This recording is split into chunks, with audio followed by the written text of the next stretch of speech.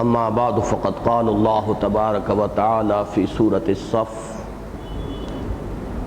اعوذ باللہ من الشیطان الرجیم بسم اللہ الرحمن الرحیم یریدون لیطفئوا نور اللہ بافواہہم واللہ متم نورہ ولو کرہ الکافرون هو الذي أرسل رسوله بالهدى ودين الحق ليظهره على الدين كله ولو كره المشركون وقال تبارك وتعالى في سورة التوبة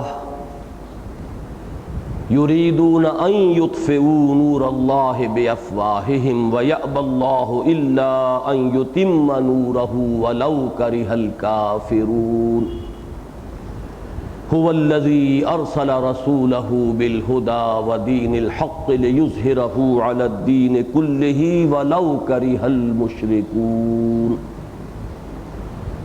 وقال عز وجل في سورة الفتح هو الذي أرسل رسوله بالهدى ودين الحق ليظهره على الدين كله وكفى بالله شهيدا محمد رسول اللہ والذین معه اشداء علی الکفار رحماء بینہم تراہم رکعا سجدا یبتغون فضلا من اللہ ورضوانا سیماہم فی وجوہہم من اثر السجود صدق اللہ العظیم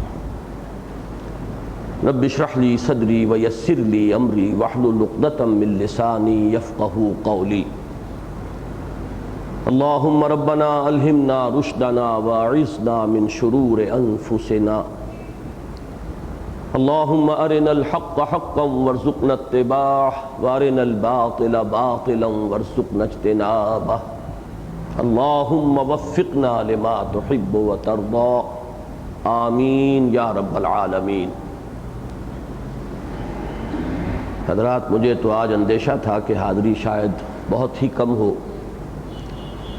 اسی لیے میں مذبذب تھا کہ آج ہم درس میں آگے بڑھیں یا یہ کہ صرف کچھ سوال جواب کی نشست رکھ لیں اور درس کے معاملے کو ملتوی کریں، لیکن بہت اطمینان ہوا ہے کہ اس قدر موسم کی عدم موافقت کے باوجود آپ حضرات اتنی تعداد میں یہاں تشریف لے آئے ہیں، لہٰذا ہم اب آگے بڑھ رہے ہیں۔ آپ کے علم میں ہے کہ ہم اس وقت درس قرآن کے مسلسل سلسلے میں سورہ صف کا مطالعہ کر رہے ہیں۔ اب اس ضمن میں سورہ صف سورتوں کے کس گروپ میں واقع ہے، اس گروپ کی خصوصیات کیا ہیں، بالخصوص اس کی جو مدنی صورتیں ہیں ان کے مشترک نکات کیا ہیں، یہ تمام چیزیں میں تفصیلاً عرض کر چکا ہوں۔ پھر یہ بات بھی سامنے آ چکی ہے کہ اس سورہ مبارکہ کے جو ہم حصے کریں گے بغرض تفہیم، ان میں سے پہلا حصہ 4 آیات پر مشتمل ہے، جو اس سورہ مبارکہ کے عمود کے اعتبار سے، جو اس کا مرکزی مضمون ہے، اس کے اعتبار سے ایک نہایت پرجلال تمہید پر مشتمل ہے۔ دوسرے حصے میں بطور نشان عبرت سابقہ امت مسلمہ کی تاریخ کے 3 ادوار بیان کیے گئے، بنی اسرائیل کی تاریخ کے، کہ ان کے ہاں قول اور عمل کا جو تضاد رہا، تو حضرت موسیٰ علیہ السلام کے ساتھ ان کا معاملہ کیا رہا، حضرت عیسیٰ علیہ السلام کے ساتھ کیا رہا، اور اب حضرت محمد صلی اللہ علیہ وسلم کے ساتھ ان کا معاملہ کیا ہے۔ یہ دوسرا حصہ بھی 4 ہی آیات پر مشتمل ہے۔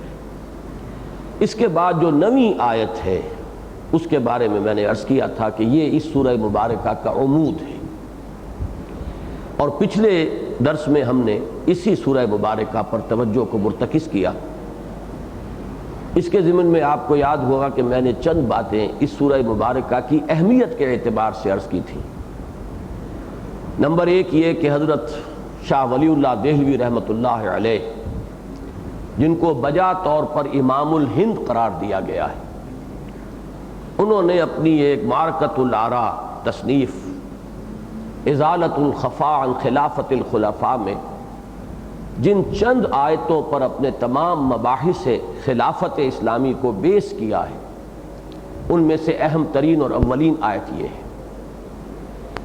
نمبر 2 میں نے عرض کیا تھا کہ ڈاکٹر رفیع الدین مرحوم و مغفور، ان کی روایت یہ ہے، میں ان سے حوالہ نہیں لے سکا تھا اور نہ ہی میں نے شاہ صاحب کی تمام تصانیف کا بالاستیعاب مطالعہ کیا ہے کہ میں خود تلاش کر سکتا، لیکن ان کی روایت یہ ہے کہ شاہ صاحب نے اپنی کسی تصنیف میں اس آیہ مبارکہ کو پورے قرآن مجید کا عمود قرار دیا ہے، یہ مرکزی مضمون ہے پورے قرآن حکیم کا۔ نمبر 3، حکمت ولی اللہ کے ایک بہت بڑے شارح مولانا عبید اللہ سندھی رحمہ اللہ، انہوں نے اس آیہ مبارکہ کو عالمی اسلامی انقلاب کے لیے عنوان قرار دیا ہے۔ میں نے یہ بات تو عرض نہیں کی تھی، آج عرض کر رہا ہوں کہ میں ان تمام باتوں سے اتفاق کرتا ہوں، بلکہ اس سے آگے بڑھ کر ایک بات میں نے عرض کی تھی کہ مجھے شدت کے ساتھ یہ احساس ہے کہ سیرت النبی کو انسان نہیں سمجھ سکتا جب تک کہ یہ آیہ مبارکہ اس کے سامنے نہ ہو۔ سیرت کے فہم کے لیے یہ بمنزلہ کلید ہے، جیسے کہ کوئی تالا چابی کے بغیر نہیں کھلتا، تو سیرت کے عقدے کھل نہیں سکتے جب تک کہ یہ آیہ مبارکہ سامنے نہ ہو۔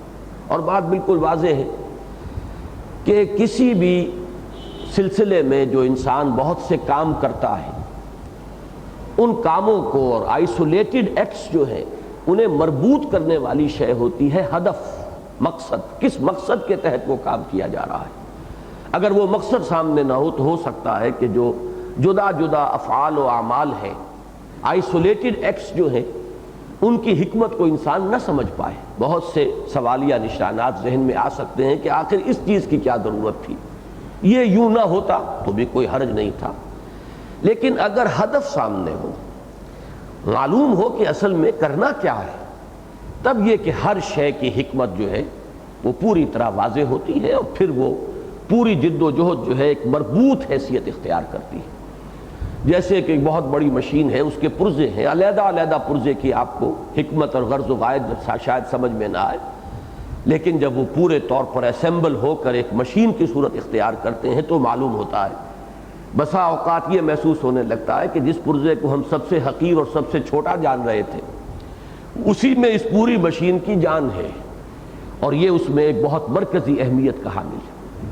تو اس اعتبار سے جو میرا خصوصی جو احساس ہے اور شدت کے ساتھ ہے وہ یہ ہے کہ سیرت النبی علیہ صاحب الصلاۃ والسلام کے سمجھنے میں خاص طور پر یہ جو پچھلا زمانہ ہمارا گزرا ہے کہ جس میں مغربی استعمار کا ہم پر غلبہ رہا، اور اس کے نتیجے میں ہمارے اندر ایک معذرت خواہانہ انداز پیدا ہوا، ہم نے مغرب کے سامنے اپولوجیٹک انداز اختیار کیا ہے۔ اس زمانے میں سیرت النبی علیہ صاحب الصلاۃ والسلام کے فہم میں جو ٹھوکریں کھائی ہیں ہمارے بہت بڑے بڑے لوگوں نے، جن میں علامہ شبلی جیسی شخصیت بھی ہے جنہوں نے سب سے زیادہ ٹھوکریں کھائی، اس کا اصل سبب یہی ہے کہ وہ بیچارے اس دور میں تھے جس دور میں انگریزی حکومت کا غلبہ، پوری دنیا میں ان کا سورج جو ہے اقتدار کا اور غلبے کا وہ نصف النہار پر چمک رہا تھا۔ اس تہذیب سے ایک مرعوبیت تھی، ان کے نظریات اور ان کے افکار و خیالات کا ایک دبدبہ تھا۔ تو جو معاملہ ہوا ہے سر سید احمد خان کے ساتھ بہت سے بنیادی اعتقادات کے ضمن میں، وہی معاملہ علامہ شبلی سے ہوا ہے سیرت النبی کے ضمن۔ بہرحال یہ چند باتیں تھیں تمہیداً جو میں نے عرض کی تھی، وہ میں نے ان کا اعادہ کر دیا ہے۔ اب اس کے بعد ہم چلے تھے اس سورہ مبارکہ کے ایک ایک لفظ پر، اس آیہ مبارکہ کے ایک ایک لفظ پر غور کرنے کے لیے۔ میں نے عرض کیا تھا کہ ہوا جس سے کہ اس آیت کا آغاز ہوا، یہ ضمیر ہے، اور اس ضمیر کا مرجع سابقہ آیت میں ہے، واللہ متم نورہ ولو کرہ الکافرون، اللہ اپنے نور کا اتمام فرما کر رہے گا خواہ یہ کافروں کو کتنا ہی ناپسند ہو۔ هو الذی ارسل رسولہ، اب یہ یہاں سے ہوا جو ہے اس نے سابق آیت کے ساتھ اس کو جوڑ دیا، اور یہ بات بھی میں نے عرض کی تھی کہ بعین ہی یہی معاملہ سورہ توبہ میں بھی ہے۔ جو یہ آیت ہے زیر درس، یہ تو بالکل ہو بہو لفظ بلفظ اسی طرح آئی ہے بتمام و کمال۔ البتہ اس سے پہلی آیت جو ہے اس میں تھوڑا سا لفظی فرق ہے. یریدون لیطفئوا کے بجائے یریدون ان یطفئوا نور اللہ بافواہہم، واللہ متم نورہ کے بجائے ویابی اللہ الا ان یتم نورہ ولو کرہ الکافرون.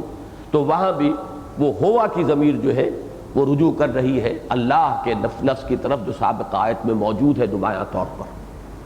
هو الذی ارسل رسولہ، ارسل یرسل ارسالا بھیجنا، کسی کو پیغامبر بنا کر ایلچی بنا کر بھیجنا. اور اس سے اصل میں جو مفعول بنتا ہے وہ تو مرسل ہے. مرسلون، مرسلین، یہ قرآن مجید میں بارہا آیا ہے. وما نرسل المرسلین الا مبشرین ومنذرین، ہم نہیں بھیجتے رہے اپنے رسولوں کو مگر بشیر اور نذیر بنا کر. رسول اس میں مصدر ہے اور اس میں فعول کے وزن پر ایک رائے یہ ہے کہ مبالغے کا انداز پیدا ہوا ہے. یعنی ایلچی مرسل تو کوئی جزوی طور پر بھی ہو سکتا ہے، کسی ایک مشن پر بھیجا گیا ہے، اب وہ جب اپنا مشن پورا کر کے آ گیا تو اب وہ مرسل نہیں ہے. لیکن رسول جو اللہ کے بھیجے ہوئے تھے وہ تو گویا کہ ہمہ تن ہمہ وقت، پوری ان کی زندگی جو ہے اسی مشن کے لیے وقت تھی، اللہ کے پیغام کو پہنچانے کی. یہی ان کی زندگی کا یوں سمجھیے کہ ان کی سعی و جہد کا اصل ہدف تھا. لہذا یہاں پر لفظ رسول آیا. واللہ عالم، اگرچہ اس میں لغوی بحث کی اور اختلاف کی گنجائش ہے. رسولہ کے بارے میں میں نے عرض کیا تھا کہ یہ اگرچہ صرف ایک وجدانی خیال ہے، ذوقی بات ہے کہ اس میں بالکل وہی رنگ ہے کہ جو عبدہ میں ہے. عبد دیگر، عبدہ چیزیں دیگر، ما سراپا انتظار و منتظر. کہنے کو ہم سب عبد ہیں لیکن عبد کامل تھے محمد الرسول اللہ صلی اللہ علیہ وسلم. اسی طرح رسول تو بہت ہے، 313 کی تعداد آئی، بعض روایات میں آئی ہے. انبیاء کے بارے میں 1.25 لاکھ یا 1,44,000 کی تعداد آتی ہے، رسول ان میں سے 313. بہرحال رسول تو سب ہیں، لیکن رسولہ یہ میں نے عرض کیا تھا کہ میں نے خاص طور پر جب معجم المفہرس لالفاظ القرآن الحکیم جب میں نے اس کو کنسلٹ کیا تو میں حیران رہ گیا کہ یہ رسولہ، رسولہ، رسولہ، یہ لفظ پورے قرآن میں سوائے نبی اکرم صلی اللہ علیہ وسلم کے اس ترکیب کے ساتھ کسی اور کے لیے نہیں آیا. بہرحال پھر بھی میں کہتا ہوں کہ یہ کوئی دلیل قطعی نہیں ہے، ایک وجدانی اور ذوقی شے ہے. اور میں یہاں اس سے مراد لیتا ہوں رسول کامل. جیسے عبدہ چیزیں دیگر، عبد کامل، اسی طرح رسولہ یہ گویا کہ رسالت کاملہ کے مقام پر فائز. مراد کون ہے؟ محمد الرسول اللہ. اس میں کسی اشتباہ کا کوئی امکان نہیں ہے، کوئی شبہ نہیں. اب بھیجا 2 چیزیں دے کر، بالہدیٰ و دین الحق، ساتھ 2 چیزوں کے ساتھ، ہدایت کے اور دین حق کے. یہ با یوں سمجھیے کہ بریکٹ کے باہر ہے، الہدیٰ اس پر بھی اس کا عمل ہے، اور دین الحق کے، اسی لیے دین کے نون کے نیچے زیر ہے کہ وہ با کا عمل وہاں بھی جاری ہے. 2 چیزیں دے کر بھیجا، الہدیٰ اور دین حق. الہدیٰ سے مراد کیا ہے؟ میں عرض کر چکا ہوں. ہدن یہ نکرہ کی شکل ہے اور الہدیٰ یہ اسی کا معرفہ ہے. ہدن کا لفظ قرآن مجید میں بارہا آیا ہے. ہدی للناس، ہدی للمتقین. قرآن مجید کے لیے دونوں الفاظ سورہ بقرہ میں ہیں. ہدی للمتقین بالکل آغاز میں، ہدی للناس 23ویں رکوع میں جہاں رمضان اور روزے کا ذکر ہے. پھر ہدن کا لفظ جو ہے وہ سابقہ کتابوں کے لیے بھی آیا. تورات کے بارے میں آیا فیہا ہدی و نور، انجیل کے بارے میں آیا فیہ ہدی و نور. لیکن یہ ہدایت جو ہے اللہ کی، یہ تدریجی ارتقائی مراحل طے کر کے قرآن حکیم میں آ کر اپنے نقطۂ کمال اور نقطۂ عروج کو پہنچ گئی. اسی لیے یہ الہدیٰ ہے، the guidance, the final guidance یا دی کمپلیٹ گائیڈنس. اس سے مراد قرآن حکیم ہے. ہدی للناس، ہدی للمتقین. اس میں وہ ہدایت خداوندی جو ہے اپنے انتہائی عروج کو پہنچ گئی. اس میں ایک اشتباہ جو ہو سکتا تھا اس کا میں نے ازالہ کر دیا تھا کہ یہ نہ سمجھیے کہ علم خداوندی میں یا حکمت خداوندی میں کوئی ارتقاء ہوا ہے. معاذ اللہ. اللہ کا علم، اللہ کی حکمت تو ازل سے، جب سے اس کی ذات ہے اسی وقت سے کامل ہے. لیکن یہ کہ نوع انسانی نے یقیناً تدریجی مراحل طے کیے ہیں اپنے شعور کی پختگی تک. اس کا عہد طفولیت بھی تھا، پھر اس کی یوں سمجھیے کہ بلوغت کا دور آیا، پھر پوری پختگی کا دور آیا. اس کے شعور اور فکر کی جو بلوغت ہے وہ 600 قبل مسیح سے اس کا آغاز ہوتا ہے، اور وہ جس کو کہا گیا حتی اذا بلغ اشدہ. تو یہ جو انسان، نسل انسانی، نوع انسانی اپنے شعور کے اعتبار سے پختگی کو پہنچی ہے، وہ ہے 600 بعد مسیح، 600 عیسوی، یعنی یوں سمجھیے کہ 7ویں صدی عیسوی. 600 قبل مسیح، 600 بعد مسیح، یہ 1200 برس ہے. میں 2 حوالے عرض کر چکا ہوں کہ یہی ہے most productive and most profound period انسان کی تاریخ میں. فلسفے، حکمت، مذاہب، ادیان سب کے سب اسی دور میں پیدا ہوئے. تو اس وقت پھر وہ اب ہدایت کاملہ دے دی گئی کہ اب انسان کا شعور اس پختگی کو پہنچ گیا ہے کہ انسان ایز سچ، انسان بحیثیت انسان جو کچھ سوچ سکتا تھا، جہاں تک اس کے عقل اور فکر کی رسائی ہو سکتی تھی، ہو چکی. اب یہ الہدا کے حامل بننے کا مستحق ہو گیا ہے. وہ ہدایت دی گئی اور دروازہ بند کر دیا گیا. وحی کا دروازہ اب ہمیشہ کے لیے بند ہے. یہ الہدا ہے. ودین الحق. اب یہاں پہ لفظ دین پر ہم نے گفتگو کی تھی کہ دین کے بنیادی معنی ہے بدلہ، جزا و سزا. دین اور دین میں کوئی فرق نہیں ہے، زبر اور زیر کا فرق ہے. دین کہتے ہیں قرض کو. یہ بمقابلہ ہدیہ یا ہبہ یا صدقہ یا خیرات، ان تمام چیزوں میں آپ کو معلوم ہے جو چیز دے دی گئی وہ واپس لینے کے لیے نہیں دی جاتی. لیکن دین وہ ہے جو دے کر واپس لینے کی نیت ہوتی ہے. نہ مل سکے بات دوسری ہے، لیکن یہ کہ جو اصل پروپوزیشن ہے وہ یہ ہے کہ اس میں واپسی جو ہے وہ گویا کہ ذہنی طور پر موجود ہے کہ اس کو واپس آنا ہے. جس طرح کسی عمل کا بدلہ واپس آتا ہے اس عمل کرنے والے کی طرف لوٹتا ہے، جیسے ریباؤنڈ جسے آپ کہتے ہیں، یا صدائے بازگشت جسے آپ کہتے ہیں، آواز گئی اور واپس آئی. تو اسی طریقے سے بدلہ وہ ہے کسی عمل کا کہ جو اس عمل کے کرنے والے کی طرف لوٹتا ہے. یہ اس لفظ کا اصل ہے. یوں سمجھیے اس کو اصطلاحاً کہتے ہیں فقہ اللغہ. فقہ کے لفظ کے معنی ہے فہم، کسی چیز کی گہرائی میں اتر کر اس کا فہم حاصل کرنا. عام طور پر ہمارے ہاں یہ لفظ جو ہے دین کا ایک خاص شعبہ ہے احکام شریعت. ان کے فہم کے لیے یہ لفظ جو ہے اس علم کے لیے ایک بطور علم استعمال ہوتا ہے. اس کا عنوان بن گیا ہے علم فقہ. لیکن فقہ کے معنی صرف یہ نہیں ہے، بلکہ الفقہ الاکبر جو ہے جس کی نسبت ہے امام اعظم امام ابو حنیفہ رحمۃ اللہ علیہ کی طرف، وہ احکام سے متعلق نہیں ہے. اس کی بنیاد ہے دین کے جو اعتقادی پہلو ہیں، بڑے بہت بنیادی بحثیں وہ اس میں آتی ہیں. اسی طرح ایک لفظ ہے فقہ اللغہ، زبان کی بھی گہرائی میں اترنا، ہر لفظ کی حقیقت کو پہچاننا. جو شے کی حقیقت کو نہ سمجھے وہ نظر کیا. اہل نظر ذوق نظر خوب ہے، لیکن تو لفظ کی ایک حقیقت ہوتی ہے کہاں سے چلا ہے، اس کی اساس کیا ہے، جڑ کیا ہے، بنیاد کیا ہے، مادہ کیا ہے. پھر یہ کہ لفظ بہت سی شکلیں اختیار کرتا ہے.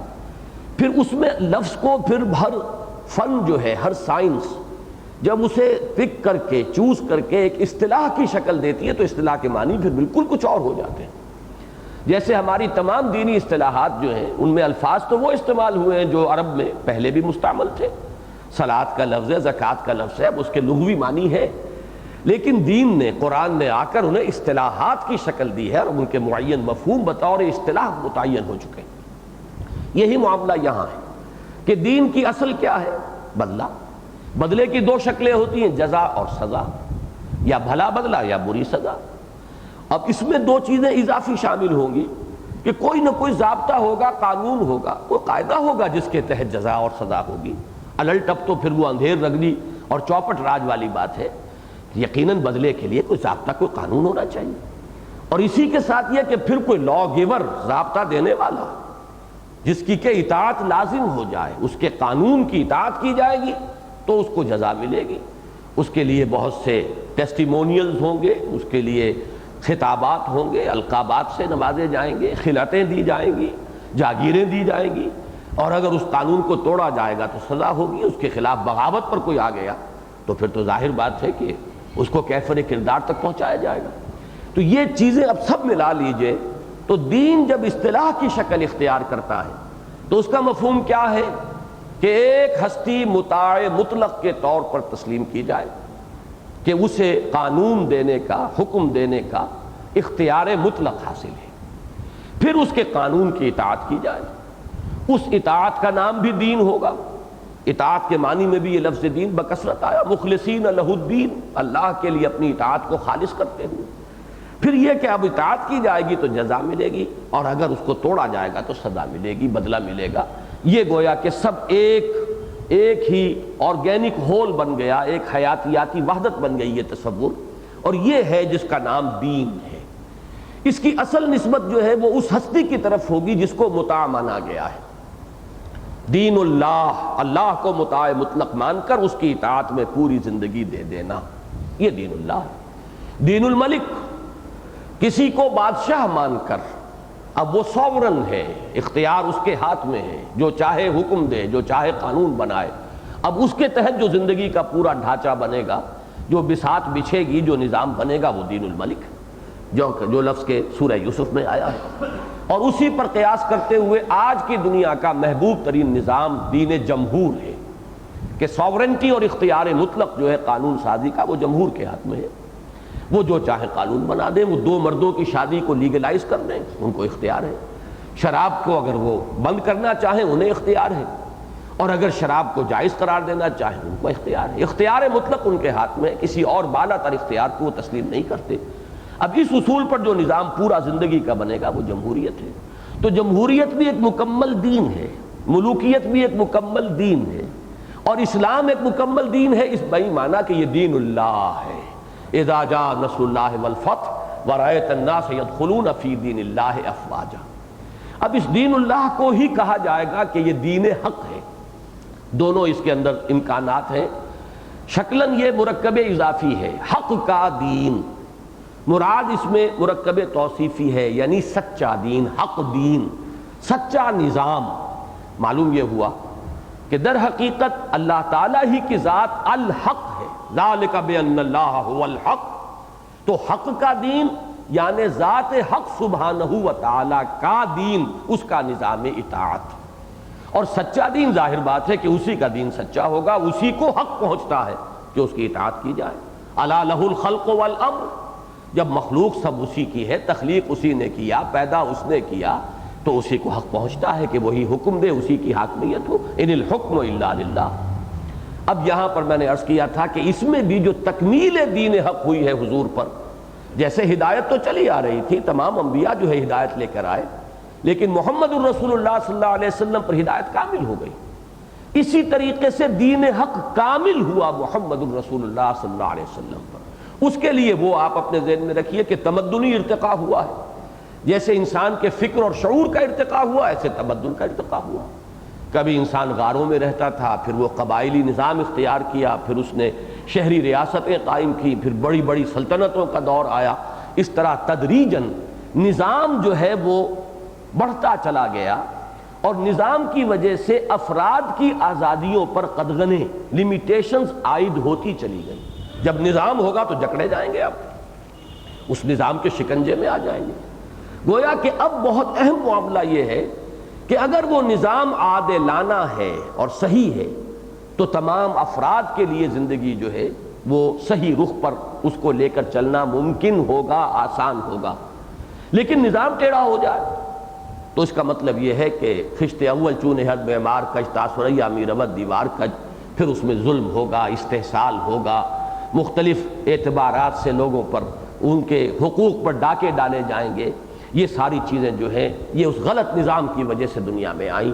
لہذا اب اس دور میں انسان کی اصل ضرورت ایک معتدل اور عادلانہ نظام زندگی ہے۔ یہ ہے وہ چیز کہ جو کامل ہو گئی محمد الرسول اللہ صلی اللہ علیہ وسلم پر۔ اب یہاں تک تو ہم پہنچ گئے تھے پچھلی مرتبہ، اب ہم آگے بڑھ رہے ہیں۔ ایک چیز جس کا تھوڑا سا اعادہ ہو جائے کہ یہ دو آیتیں ہیں کہ جن کا میں نے تقابل کروایا تھا، کہ جیسے سورہ صف کی پہلی 4 آیات، ان کا حوالہ میں نے عرض کیا تھا کہ وہاں جو فرمایا گیا تھا یا وَمَا لَكُمْ لَا تُؤْمِنُونَ بِاللَّهِ وَمَا لَكُمْ أَلَّا تُنْفِقُوا فِي سَبِيلِ اللَّهِ، سورہ حدید کی یہ 2 آیات در حقیقت انہی کی شرح ہوئی ہے۔ یا ایھا الذین آمنوا لم تقولون ما لا تفعلون کبر مقتا عند اللہ ان تقولوا ما لا تفعلون۔ اسی طرح وہاں جو الفاظ آئے تھے وَلَا يَكُونُوا كَالَّذِينَ أُوتُوا الْكِتَابَ مِن قَبْلُ فَطَالَ عَلَيْهِمُ الْأَمَدُ فَقَسَتْ قُلُوبُهُمْ وَكَثِيرٌ مِّنْهُمْ فَاسِقُونَ۔ اس کی شرح ہے دوسرا حصہ جو 4 آیات کا ہے کہ سابقہ امت مسلمہ کا کیا رویہ رہا، بنی اسرائیل کا کیا طرز عمل تھا۔ اے مسلمانوں کہیں تم بھی انہی کے مانند روش اختیار نہ کر لینا۔ اور یہ آیہ مبارکہ جو ہے هُوَ الَّذِي أَرْسَلَ رَسُولَهُ بِالْهُدَى وَدِينِ الْحَقِّ لِيُظْهِرَهُ عَلَى الدِّينِ كُلِّهِ، یہ سورہ حدید کی آیت نمبر 25 کے ساتھ بالکل پیرلل ہے۔ لَقَدْ أَرْسَلْنَا رُسُلَنَا، وہاں یہ اب ایک قاعدہ کلیہ کی حیثیت سے تھا، ہم نے بھیجا اپنے رسولوں کو، جمع کا صیغہ آ گیا۔ یہاں فرمایا هُوَ الَّذِي أَرْسَلَ رَسُولَهُ، وہی ہے جس نے بھیجا اپنے رسول کو صلی اللہ علیہ وسلم۔ وہاں فرمایا بالبینات، واضح نشانیوں کے ساتھ بھیجا۔ وَأَنزَلْنَا مَعَهُمُ الْكِتَابَ وَالْمِيزَانَ، ان کے ساتھ الکتاب بھی نازل کی اور المیزان بھی نازل کی۔ یہاں 3 چیزیں ہو گئیں، بینات کتاب اور میزان۔ یہاں 2 چیزیں آئیں، بالہدا ودین الحق، اس کی وجہ میں بیان کر چکا ہوں کہ سابقہ انبیاء اور رسل کے بارے میں ان کے معجزات جدا ہوتے تھے، کتاب جدا ہوتی تھی۔ تورات فی نفسہ ہی معجزہ نہیں تھا، معجزہ در حقیقت وہ تھا جو عصائے موسیٰ اور ید بیضا حضرت موسیٰ کو عطا ہوئی۔ اسی طریقے سے انجیل کو معجزہ نہیں کہا گیا، معجزے تو وہ تھے، احیاء موتا اور پرندہ بنانا اور پھونک مارنا اور اڑتا ہوا پرندہ ہو گیا۔ لیکن محمد الرسول اللہ صلی اللہ علیہ وسلم کے معاملے میں الکتاب ہی آپ کا سب سے بڑا معجزہ ہے، یہی بینہ ہے، آیات بینات۔ هو الذی ينزل علی عبدہ آیات بینات، تو یہاں بینات اور الکتاب کو میں نے اسی لیے یہ لمبا کھینچ کر بالہدا، یہ الہدا در حقیقت بعثت محمدی صلی اللہ علیہ وسلم کے ضمن میں یہ بینات اور الکتاب ان دونوں کی جامع ہے۔ اس کے بعد والمیزان ودین الحق، وہ میزان، ابھی چونکہ نظام زندگی مکمل ہوا ہی نہیں تھا، ابھی اجتماعی نظام ارتقائی مراحل طے کر رہا تھا، تو بس ایک ترازو دینی تھی، اس میں تول لو حقوق اور اختیارات کا معاملہ، ایک میزان، یہی المیزان ہے کہ جو اب کامل ہو کر دین الحق، ایک پورا مکمل عادلانہ اور معتدل اور متوازن نظام زندگی، نظام اطاعت کی شکل اختیار کر گیا۔ یہاں تک یہ آیت بالکل پیرلل آ رہی ہے۔ اب ہے لِيَقُومَ النَّاسُ بِالْقِسْطِ، اسی لیے یہ اس حصے کو میں نے یہاں زیادہ جلی الفاظ کے اندر بھی آپ کے سامنے رکھا ہے۔ اور یہاں اس آیت میں جو ہم پڑھ رہے ہیں لِيُظْهِرَهُ عَلَى الدِّينِ كُلِّهِ، اب آپ دیکھیے کہ حرف جار لام وہاں بھی ہے، تاکہ لِيَقُومَ النَّاسُ بِالْقِسْطِ، تاکہ لوگ قائم ہوں عدل پر، لِيُظْهِرَهُ عَلَى الدِّينِ كُلِّهِ، تاکہ وہ غالب کر دے اس کو پورے کے پورے نظام پر، پورے دین پر۔ تو یہ القرآن یفسر بعضہ بعضا، اس سے بہت کلیئر ہو کر بات آ گئی کہ در حقیقت دین حق کیا ہے، یہ نظام عدل اجتماعی ہے، یہ نظام عدل و قسط ہے، جو کامل نظام زندگی کی شکل میں محمد الرسول اللہ صلی اللہ علیہ وسلم کو دے دیا گیا ہے۔ یہ چیزیں جو ہے قرآن مجید کا ایک حصہ دوسرے حصے کی شرح کرتا ہے، وضاحت کرتا ہے، تفسیر کرتا ہے۔ تو اس سورہ حدید کی آیت نمبر 25 بہت طویل ہے، لیکن اس کا یہ ٹکڑا جو ہے اور یہ سورہ مبارکہ اس کا جو جزو اعظم ہے، اس لیے کہ آگے ہے وَلَوْ كَرِهَ الْمُشْرِكُونَ، لیکن جزو اعظم یہ آیہ مبارکہ کا یہ ہے۔ ان دونوں میں جو مناسبت ہے، مشابہت ہے، جس طریقے سے پیرلل آ رہی ہیں چیزیں، ان کے باہم تقابل سے یہ حقیقت واضح ہوئی کہ یہ دین الحق، اس کا غلبہ جو ہے در حقیقت اس کا مقصود کیا ہے، تاکہ لوگ عدل پر قائم ہو جائیں، تاکہ نظام عدل و قسط بتمام و کمال قائم ہو جائے۔ اب اس میں ذرا تھوڑی سی بحث ہمیں کرنی ہوگی، اس لیے کہ یہ وہ اہم مقام ہے کہ جہاں خوئے بدرہ بہانہ بسیار اس زمانے میں جو عمل سے کوتاہی اور عمل سے فرار کا مادہ ہم لوگوں میں پیدا ہو گیا ہے، اس کے لیے قرآن مجید کی غلط تعویلات کا انسان سہارا لیتا ہے، اور وہ اہم بحث ہے کہ جو آج اب آ رہی ہے لِيُظْهِرَهُ، پہلے اس لفظ کو ہمیں سمجھنا ہے۔ یہ ویسے تو ایک لفظ معلوم ہو رہا ہے، لیکن اس میں کئی قیامتیں مضمر ہیں۔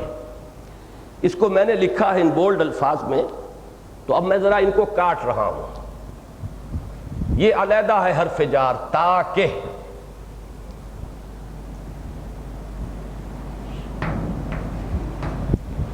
یہ جو صرف یا یہاں پر آیا ہے یہ ہے وہ ضمیر فاعلی.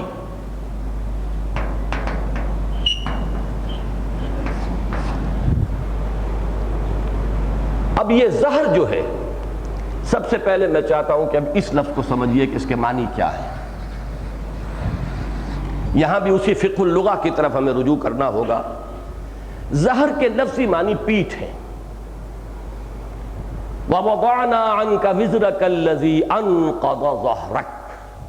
حضور صلی اللہ علیہ وسلم سے فرمایا جا رہا ہے کہ اے نبی، ہم نے آپ کی پشت مبارک سے وہ بوجھ ہٹا لیا کہ جو آپ کی کمر کو توڑے دے رہا تھا.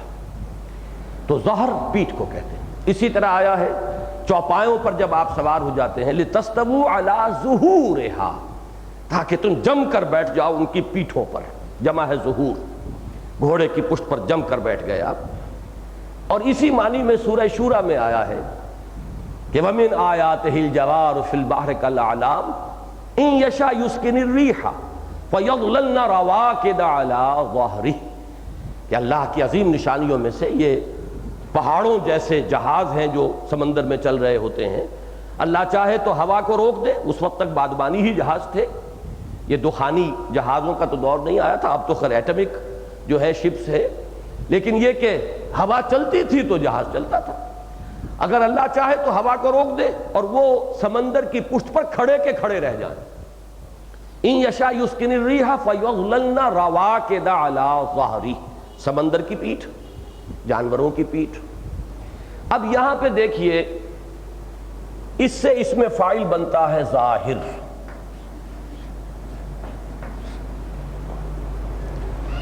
ظاہر کے دو معنی ہیں، نمایاں اور غالب. اس لیے کہ جب کوئی کسی کی پیٹھ پر سوار ہو گیا تو وہ غالب ہے اس پر، اور جو شے کسی کی پیٹھ پر سوار ہو وہ نمایاں تر ہے. راکب مرکب سے نمایاں تر ہے، زیادہ نمایاں نظر آئے گا، نگاہ اس پر جمے گی. سب سے پہلے گھوڑے کو کوئی نہیں دیکھا کہ سوار کو دیکھے گا. اس کے بعد شاید وہ گھوڑے کا بھی جائزہ لے کہ گھوڑا کیسا ہے، اعلیٰ نسل کا ہے یا کوئی ٹٹو ہے کہ خچر ہے، لیکن اصل شے تو وہ سوار ہے جو اس کے اوپر بیٹھا ہے. تو نمایاں ہونا اور غالب ہونا یہ دونوں در حقیقت اس لفظ کے ساتھ اس کے ایک مفہوم کے اضافی مفہوم کے طور پر شامل ہو. کوئی چیز نمایاں ہو جائے، نمایاں شے بھی وہی ہوتی ہے، ماحول پر غالب ہوگی تو نمایاں ہوگی. آپ اگر اس مسجد میں داخل ہوئے تو جو نمایاں ترین شے ہوگی وہی آپ کی توجہ کو سب سے پہلے اپنی طرف مبذول کرائے گی، گویا کہ وہ ماحول پر غالب ہے. تو نمایاں ہونا اور غالب ہونا دونوں کا مفہوم جو ہے وہ بہت باہم بھی ایک دوسرے کے ساتھ جڑا ہوا ہے منطقی طور پر، لیکن اس کا جو اصل لفظ ہے اس کو سمجھیے، یہ زہر سے ہے. پیٹھ پر سوار ہو جانا، غالب کر دینا. اب اس سے جو یہ باب افعال کا مصدر بنا ہے اظہار، اس کے معنی دو ہوں گے، غالب کر دینا اور نمایاں کر دینا. اب آیا مسئلہ لے تاکہ وہ غالب کر دے. اب یہ ہو جو ہے اس کو، یہ لفظی ترجمہ ہوگا.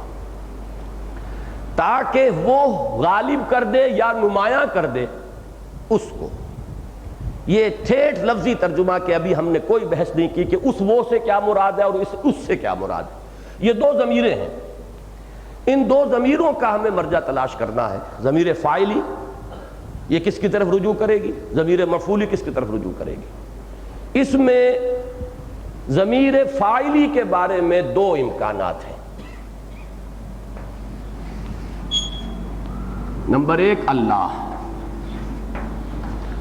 غالب کر دے، اور نمبر دو رسول.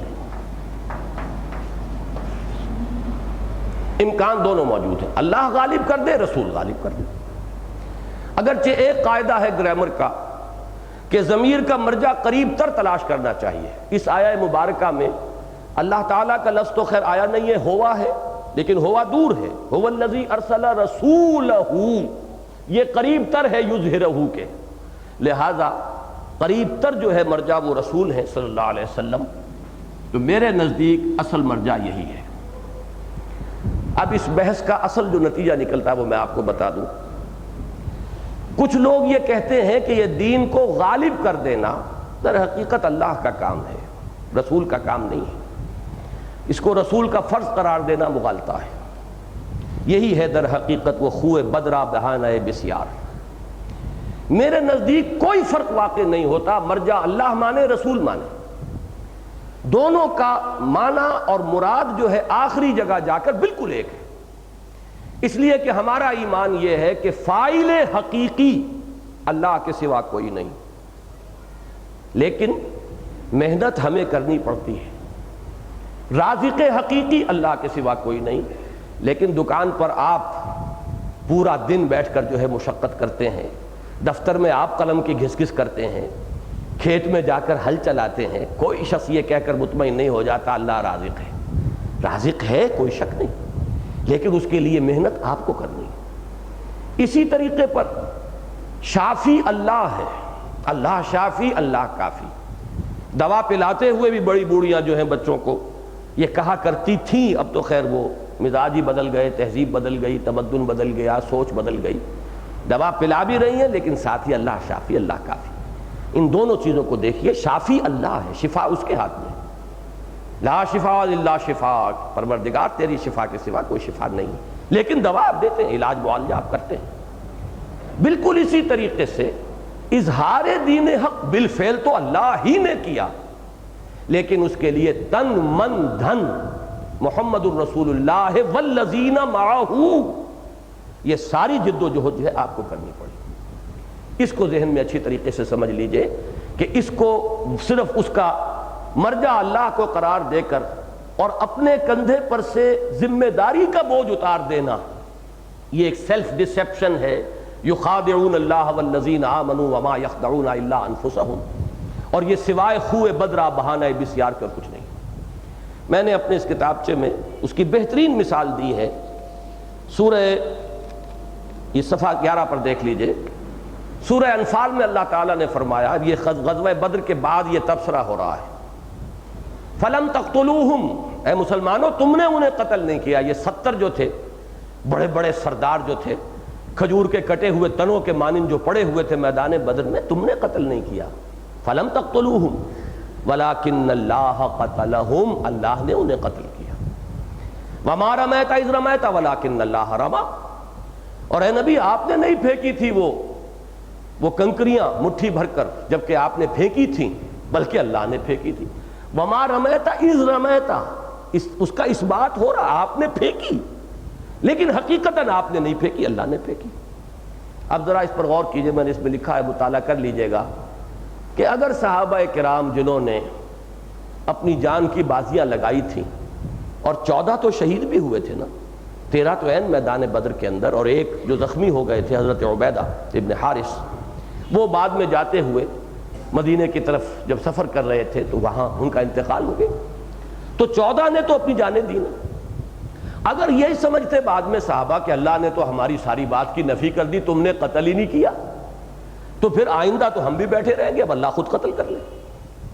تو اگر یہ نتیجہ نکالتے تو کس قدر یہ تباہ کن بات ہوتی، اور تاریخ کا دھارا جو ہے وہ کس رخ بہتا پھر. تو یہ چیز جو ہے اصولی طور پر سمجھ لینے کی ہے. ہم تو یہ سمجھتے ہیں کہ فاعل حقیقی، میں نے یہ اینک اٹھائی، فاعل حقیقی اللہ ہے، میں نہیں اٹھا سکتا تھا اگر اللہ کا اذن نہ ہوتا. میرے اندر کہاں طاقت ہے، لا حول ولا قوت الا باللہ، اذن رب کے بغیر تو کوئی طاقت نہ خیر کی ہے نہ شر کی.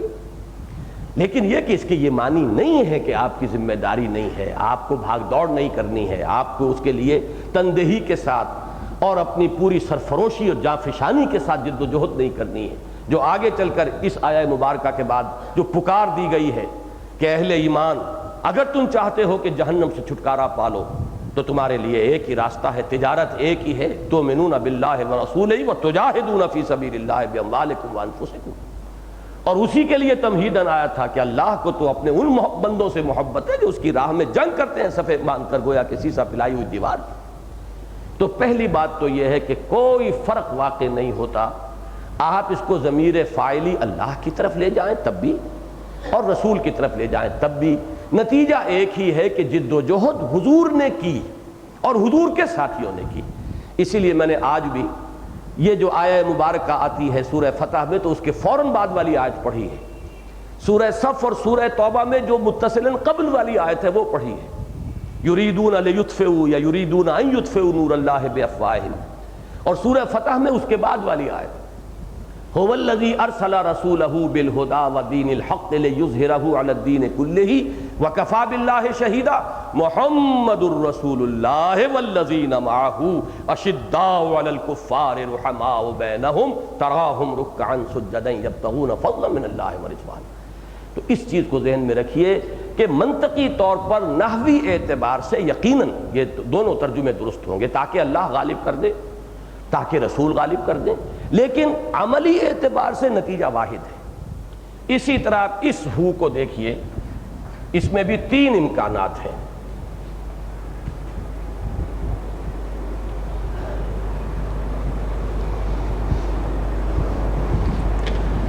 عام طور پر بیان نہیں کیا گیا ہے، میں وہ بیان بھی لے رہا ہوں۔ اللہ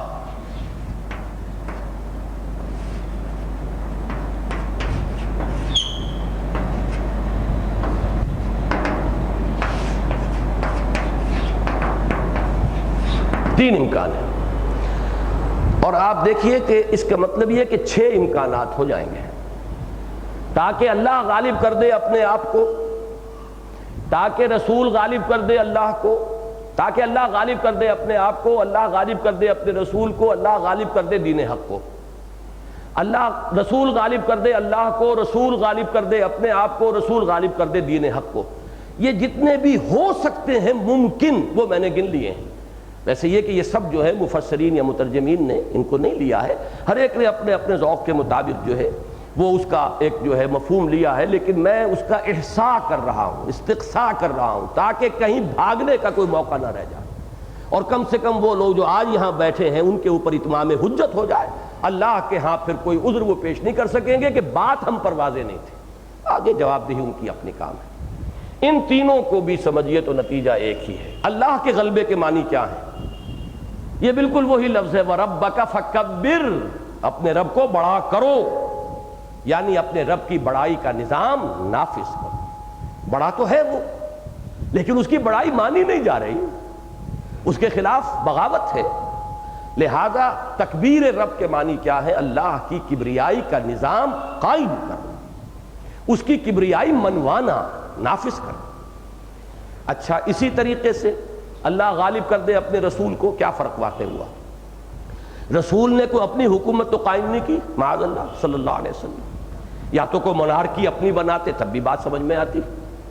رسول کو غالب کر دینا چاہیے معنی دارا دین کا غالب کر دینا، اللہ کو غالب کر دینا بھی اللہ کے دین کو غالب کر دینا، رسول کو غالب کر دینا بھی رسول جو دین لے کر آئے ہیں اس کو غالب کر دینا، دین حق کو غالب کر دینا۔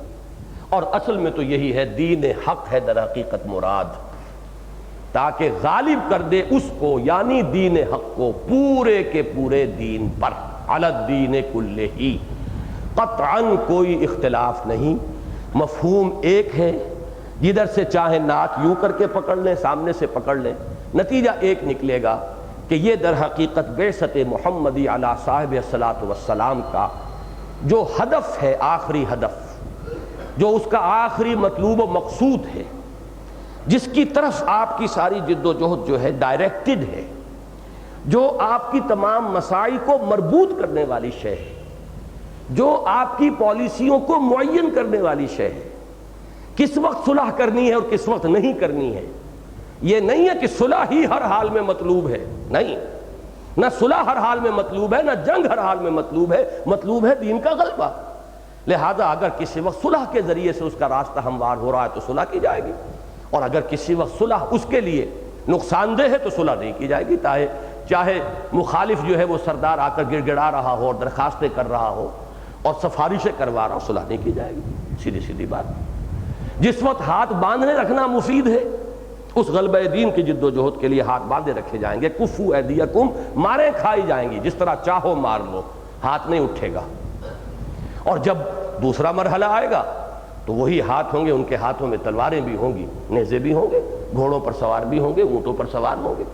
یہ ساری چیز در حقیقت مربوط ہوتی ہے اگر تو اس ہدف کے معین ہونے سے کہ رسول کی بعثت کا مقصد ہی یہ تھا، یا یوں کہہ لیں کہ رسول کا فرض منصبی تھا صلی اللہ علیہ وسلم کہ وہ اس دین حق کو غالب کرے۔ علی الدین کلہ، اب اس میں بھی دو ترجمے کر دیے گئے ہیں۔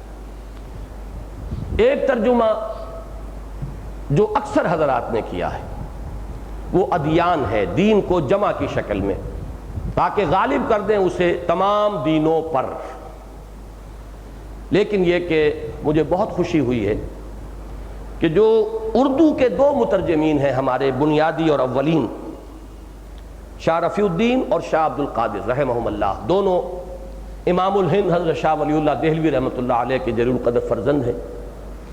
اور شاہ عبد القادر کے ترجمے کے بارے میں سب جانتے ہیں کہ وہ کچھ محاورہ جو ہے اس کی زیادہ سعی کرتے ہیں، با محاورہ، اگرچہ وہ محاورہ بھی اب آج سے 200 برس پہلے کا محاورہ ہے، لہٰذا میں نے چونکہ یہ جو منتخب نصاب ہم نے شائع کیا ہے کتابی شکل میں تو ترجمہ انہی کا لیا، اور اس کے خلاف بڑی شکایتیں آتی کہ یہ کیا ترجمہ آپ نے رکھا، اس لیے کہ وہ با محاورہ تھا، بہترین با محاورہ ترجمہ، لیکن وہ اردو تھی آج سے 200 برس قبل کی۔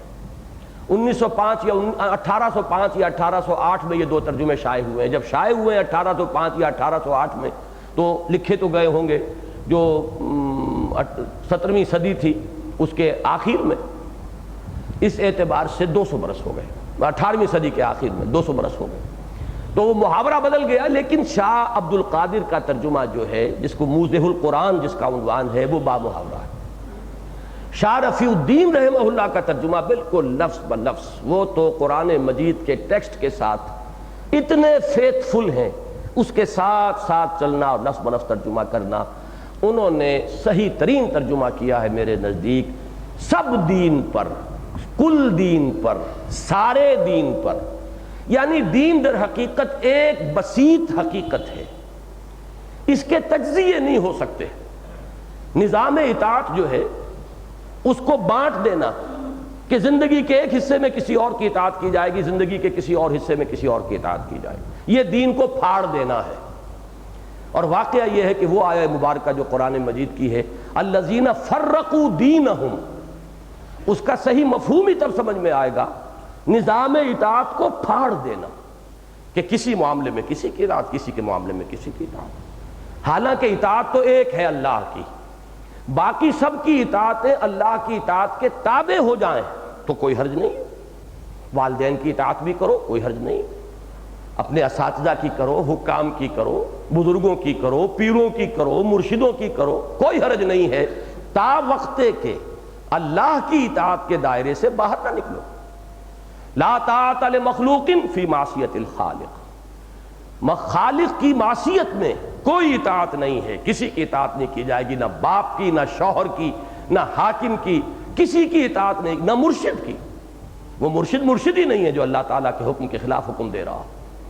لہذا یہ اصول سمجھیے کہ نظام اطاعت ایک وحدت ہے، جس طرح آپ کو معلوم ہے کہ جمہور کی ساورنٹی انڈیویزیبل ہے، نظام جمہوریت کے اندر آپ جو ہے اس جمہور کی حاکمیت کو تقسیم نہیں کر سکتے، وہ تو ایک وحدت رہے گی، بادشاہ کی حکومت ایک وحدت رہے گی۔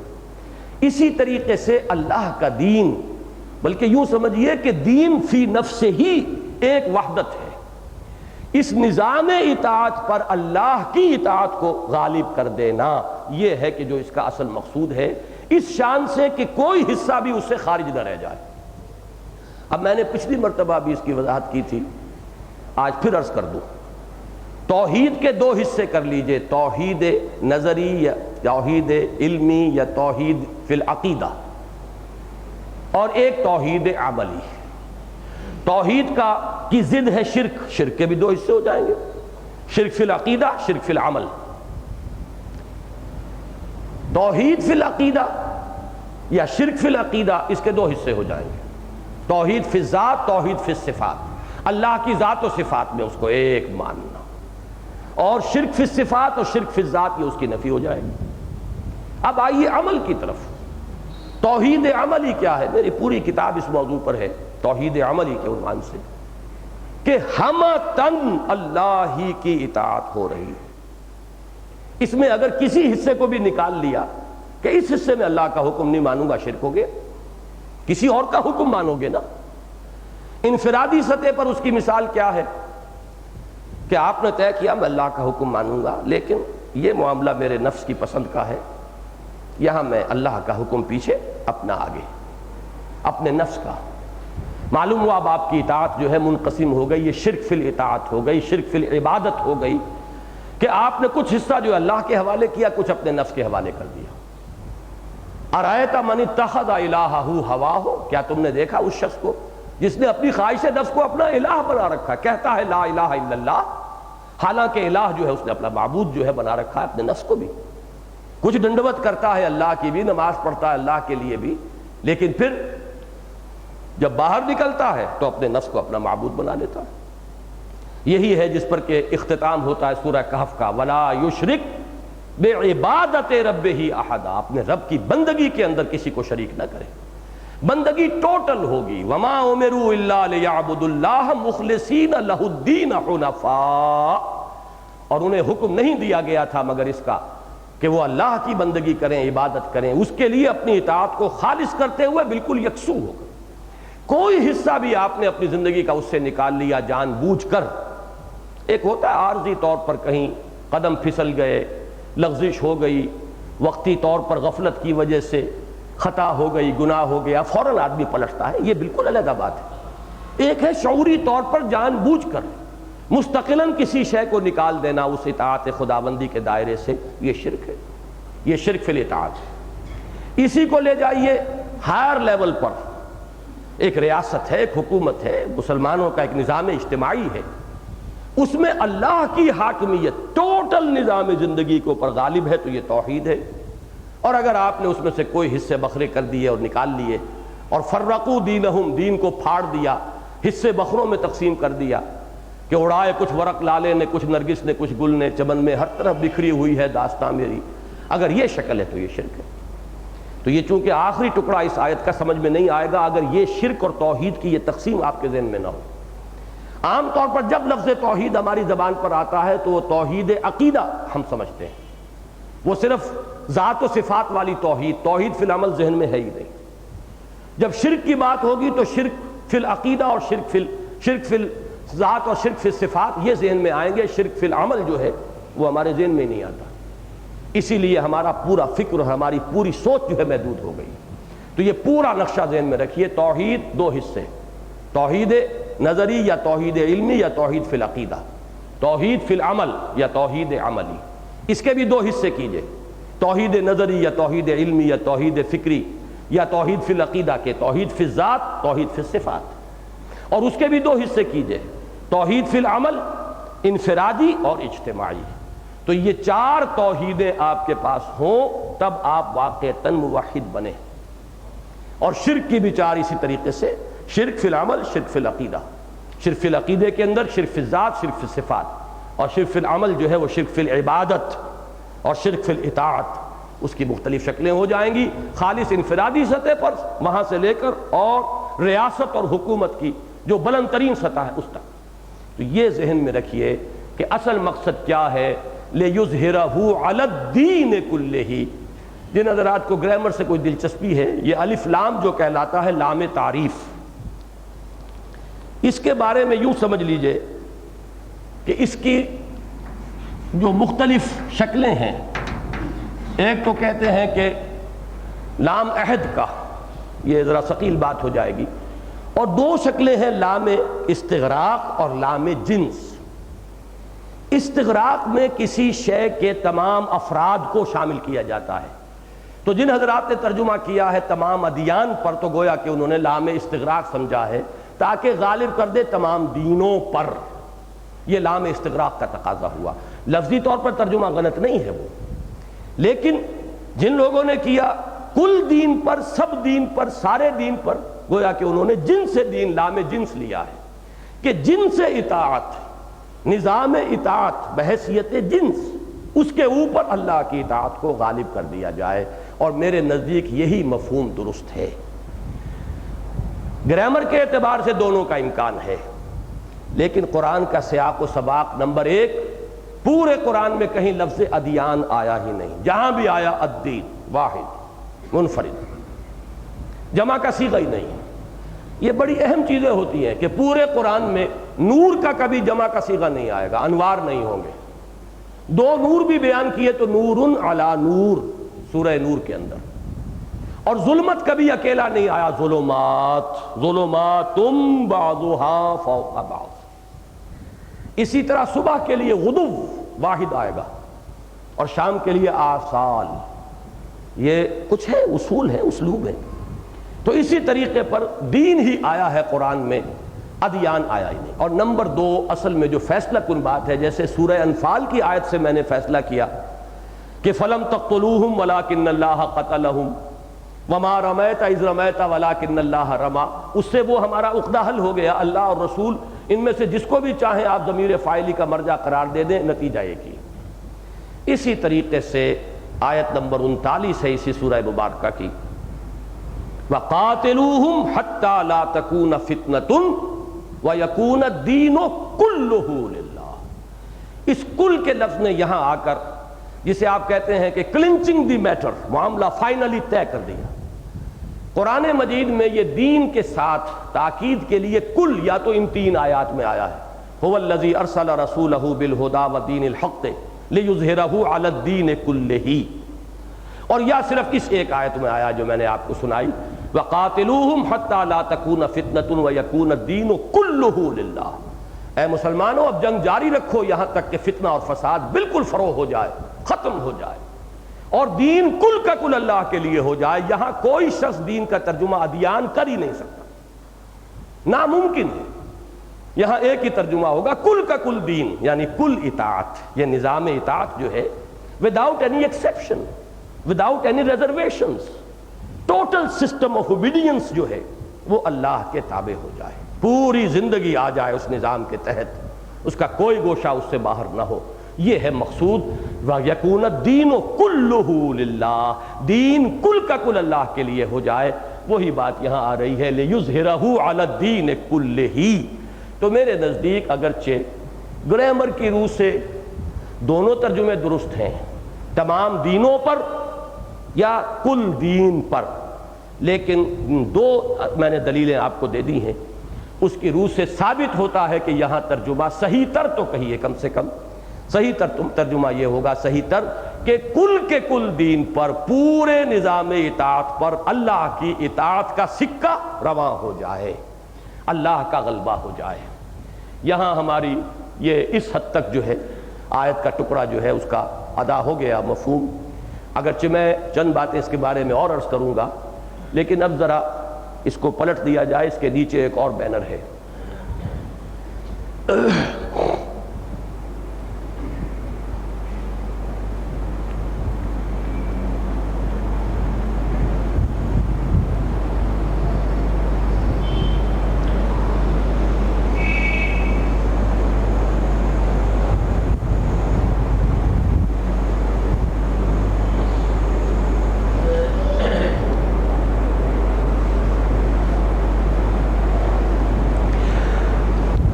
ہم تو چونکہ سورہ صف پڑھ رہے ہیں، سورہ صف میں یہ آیت اب ختم ہوتی ہے وَلَوْ كَرِهَ الْمُشْرِكُونَ، اور بالکل انہی الفاظ پر ختم ہوتی ہے سورہ توبہ میں، وَلَوْ كَرِهَ الْمُشْرِكُونَ۔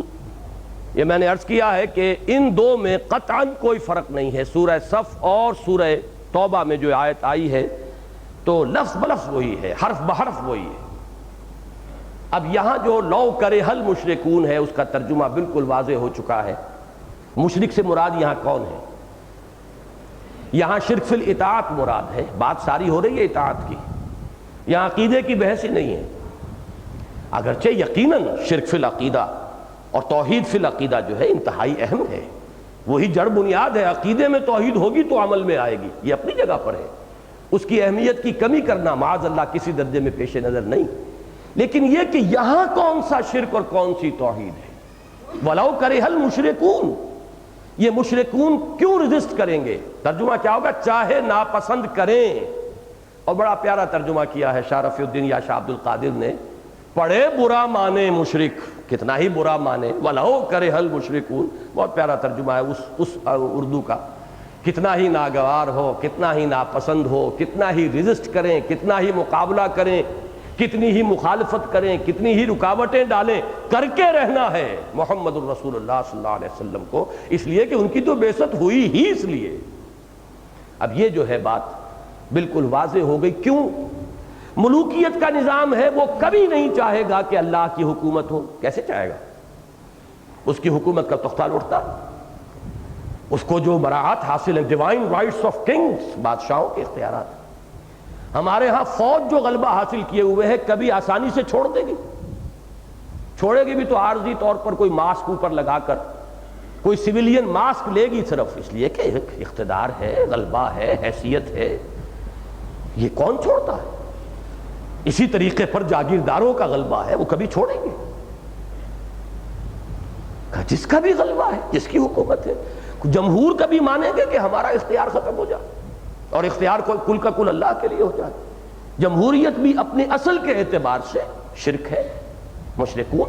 اگر سوورنٹی اللہ کی مانیں آپ، اس کے تابع جمہور کو رکھیں کہ اللہ کی حکم کے اندر اندر جمہوریت چلے گی، ٹھیک ہے، اسلامی جمہوریت ہو گئی، لیکن absolute sovereignty for the people, مطلق حاکمیت، اس سے بڑا شرک اور کیا ہوگا؟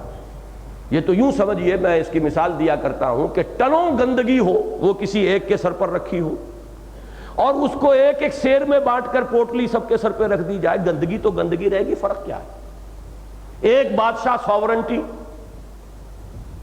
اس کا مالک بنا بیٹھا ہے، ٹنوں گندگی اس کے اوپر ہے شرک کی۔ اس نے یہ کیا ہے کہ وہ تقسیم کر دی، اب وہ سوورنٹی جو ہے عوام میں آ گئی، تولا تولا، ماشا ماشا یا سیر سیر جو بھی ہے، تو گندگی رہے گی، نوعیت کا تو فرق واقع نہیں ہوگا۔ یہ ہے در حقیقت وہ جمہوریت جو حاکمیت جمہور پر قائم ہے، اور وہ ملوکیت جو حاکمیت مطلقہ بادشاہ کی اس کے اصول پر قائم ہے، دونوں یکساں شرک ہیں، کوئی فرق نہیں۔ سوائے اس کے علامہ اقبال نے جس طریقے سے خوبصورتی سے اسے تعبیر کیا ہے کہ ہم نے خود شاہی کو پہنایا ہے جمہوری لباس، جب ذرا آدم ہوا ہے خود شناس و خود نگر۔ اب یہ ابلیس کا ایک جو مشیر ہے وہ کہہ رہا ہے کہ گھبراؤ نہیں، جمہوریت اموریت سے کیوں گھبرا رہے ہو؟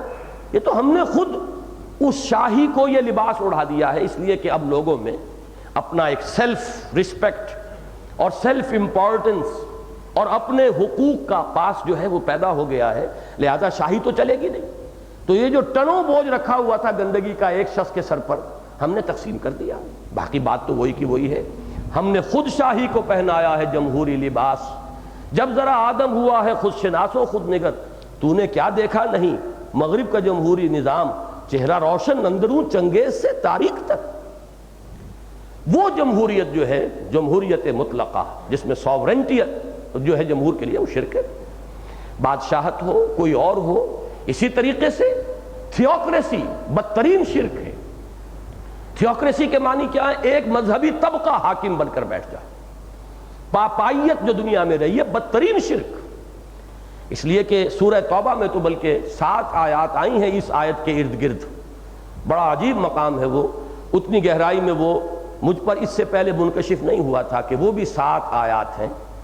اور میں نے کئی بار یہ بات عرض کی ہے کہ قرآن مجید میں یہ 7 آیات کے کانسٹیلیشنز، بڑے عمدہ گچھے جو ہیں آتے ہیں، جیسے ستاروں کا کوئی گچھا ہو، جیسے سورہ فاتحہ 7 آیات، سورہ بقرہ کا 5واں رکوع 7 آیات، ایسے ہی وہ 7 آیات ہے سورہ توبہ کی جو اس آیہ مبارکہ کے گرد گھوم رہی ہیں۔ اور اسی میں فرمایا ہے کہ یہ احبار اور رہبان اتخذوا احبارہم و رہبانہم اربابا من دون اللہ، یہ ان کا اوپر الزام لگایا گیا کہ انہوں نے اپنے علماء اور صوفیاء کو اللہ کے ساتھ رب بنا لیا۔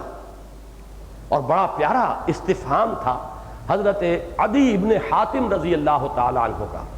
حضرت عدی حاتم تائی کے بیٹے تھے، وہ حاتم جو سخی مشہور ہے، یہ عیسائی تھے، ایمان لے آئے، لیکن ایک روز بڑی ہی جرت کی ہوگی، ہمت کی ہوگی، استفہاماً عرض کیا حضور سے، حضور قرآن یہ کہتا ہے کہ عیسائیوں نے یا یہودیوں نے اپنے علماء اور رہبان جو ہیں انہیں خدا بنا لیا، ہم نے تو نہیں بنایا تھا، سمجھ میں نہیں آئی بات۔ اب بڑا ہی یہ یوں سمجھیے کہ مہذب انداز ہے بات کو سمجھنے کی کوشش۔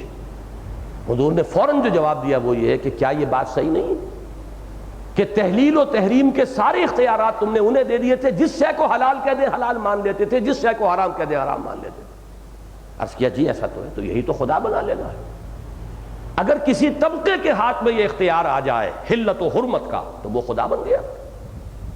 ہاں وہ طبقہ دلیل لائے کتاب اللہ سے، دلیل لائے سنت رسول اللہ سے تو بات اور ہے، لیکن فی نفس ہی ان کا یہ حق ہو جائے۔ اور بدقسمتی سے یہ تاریخ میں اس کا بدترین نظام پاپائیت کی شکل میں پیدا ہوا۔ اس کی وجہ جو ہے بارہا میں نے عرض کی ہے کہ حضرت مسیح تو یہ کہہ کر گئے تھے کہ شریعت موسوی تم پر لاگو رہے گی، عائد رہے گی، تم پابند ہو شریعت موسوی کے۔ سینٹ پال نے شریعت کو ساقط کر دیا، اب خلا پیدا ہو گیا، کوئی حلال نہیں، کوئی حرام نہیں، کوئی واجب نہیں، کوئی فرض نہیں، کچھ بھی نہیں، شریعت ہی نہیں، عجیب مذہب ہے۔ اب جو خلا پیدا ہوا اسے پر کون کرے گا؟ اب پوپ کے ہاتھ میں اختیار ہو گیا، ہی رولڈ بائی ڈیکری۔ جیسے جب دستور ختم ہو جائے تو چیف مارشل لا جو ہے ایڈمنسٹریٹر وہ آرڈیننسز سے حکومت کرتا ہے۔ اب آپ کے ہاں اسمبلیز نہیں ہے تو آرڈیننس۔ اسی طریقے سے شریعت ہی نہیں رہی تو کیا کرے گا؟ پوپ کو اختیار ہے، جو چاہے کر دے، جس چیز کو چاہے حلال کر دے، جس چیز کو چاہے حرام کر دے۔ ایسے ایسے تماشے ہوئے ہیں کہ پورے 1900 برس تک تو یہ کہتے رہے کہ حضرت مسیح کو پھانسی دینے کا جرم جو ہے وہ یہودیوں کی گردن پر ہے، اور اس دور میں آ کے انہیں بری کر دیا، نہیں یہودیوں کے سر پہ نہیں، اختیار تو پوپ کے ہاتھ میں، جس کو چاہے بری کر دے، جس کو چاہے مجرم بنا دے۔ وہ تو پرچیاں لکھ کے دے دیتے تھے، جیسے ہمارے ہاں آغا خانی بھی لکھ کے دے دیتے ہیں کہ جو مر گیا ہے اس کے ساتھ پرچی چلی جائے کہ بھائی جبریل یہ اپنا ہی آدمی ہے، ذرا اس کے ساتھ معاملہ جو ہے وہاں جائیے اور وہاں جا کر آپ کنفیشن کر لیجئے۔ پادری کے سامنے کنفیشن کر لیا، پادری کی مٹھی تو گرم کرنی پڑے گی، کنفیشن کیجئے، وہ آپ کا گناہ جو ہے معاف کر سکتا۔ اسی لیے جب قرآن میں آپ کرتے ہیں مَن یغفر الذنوب الا انت، یہ جو ایک دعا میں الفاظ آتے ہیں اور قرآن مجید میں بھی اس کا مضمون آیا، اللہ کے سوا کون ہے گناہوں کا معاف کرنے والا؟ یہ تو اختیار مطلق اللہ کا، کسی کو اختیار حاصل نہیں۔ اسی طرح حلت و حرمت کا اختیار کسی کے پاس نہیں، اللہ کے پاس ہے۔ اگر کوئی طبقہ اس کا قابض بن کر بیٹھ گیا ہو تو تھیوکریسی جسے کہتے ہیں وہ بھی شرک، مونارکی بھی شرک، ڈیموکریسی بھی شرک، اس لیے کہ ان سب میں اختیار مطلق جو اللہ کے سوا کسی اور کے پاس آ گیا، یا کچھ حصہ اللہ کو دے کر اسے ٹرخا کر کچھ حصے پر باقی کے اوپر جو ہے قبضہ جما لیا گیا۔ یہ شرک کی شکلیں ہیں، شرک عملی۔ اب ظاہر بات ہے کہ توحید عملی کی جب دعوت آئے گی اور اللہ کی اطاعت کو پورے نظام اطاعت کے اوپر غالب کرنے کی جد و جہد ہوگی تو they are bound to resist. ممکن ہی نہیں ہے کہ وہ ریزسٹ نہ کریں، وہ مقابلہ نہ کریں، وہ رکاوٹ نہ ڈالیں، وہ مخالفت نہ کریں۔ لہذا وَلَوْ كَرِهَ الْمُشْرِكُونَ، کتنی ہی ریزسٹنس ہو، کتنی ہی مخالفت ہو، کتنے ہی موانع آئیں، کتنی ہی مشکلات ہوں، کتنی ہی قربانیاں دینی پڑیں، کتنی ہی جانوں کا نذرانہ پیش کرنا پڑے، it is to be done۔ یہ فیصلہ ہے اللہ کا۔ هو الذی ارسل رسولہ بالہدی ودین الحق لیظہرہ علی الدین کلہ ولو کرہ المشرکون۔ اب اس کا تقابل کیجئے، چونکہ میں نے اس آیت کا تقابل اپنے اس درس میں خاص طور پر کروایا ہے۔ یہ جو لفظ آیا ہے وَکَفَى بِاللَّهِ شَہِیدًا، یہ آیا سورہ فتح میں، هو الذی ارسل رسولہ بالہدی ودین الحق لیظہرہ علی الدین کلہ وَکَفَى بِاللَّهِ شَہِیدًا۔ تو یہاں میں چاہتا ہوں کہ چونکہ اس صورت سے تو ہم گزر چکے، بہت عرصہ ہوا، لیکن اس کا وہ مفہوم میرے ذہن میں غالباً اس وقت نہیں تھا، شاید بیان نہ کیا ہو جو میں آج بیان کر رہا ہوں، تو اس کو اس وقت نوٹ کر لیں، اسی لیے میں نے یہ لکھوایا ہے۔ عام طور پر ہم ترجمہ کرتے ہیں اس کا اللہ کافی ہے گواہ، لیکن ایک اشکال سا میرے ذہن میں رہتا تھا، اگرچہ ایک اعتبار سے تو بات واضح ہو جاتی تھی کہ حضور کا جو خطبہ حجۃ الوداع ہے اس میں جو الفاظ آتے ہیں کہ آپ نے آخر میں خطبے کے اختتام پر سوال کیا تھا صحابہ کرام سے، جو بھی سوالات کا مجمع تھا، الا هل بلغت، لوگوں میں نے پہنچا دیا کہ نہیں؟ 3 مرتبہ مجمع نے جواب دیا انا نشہد انک قد بلغت وادیت ونصحت۔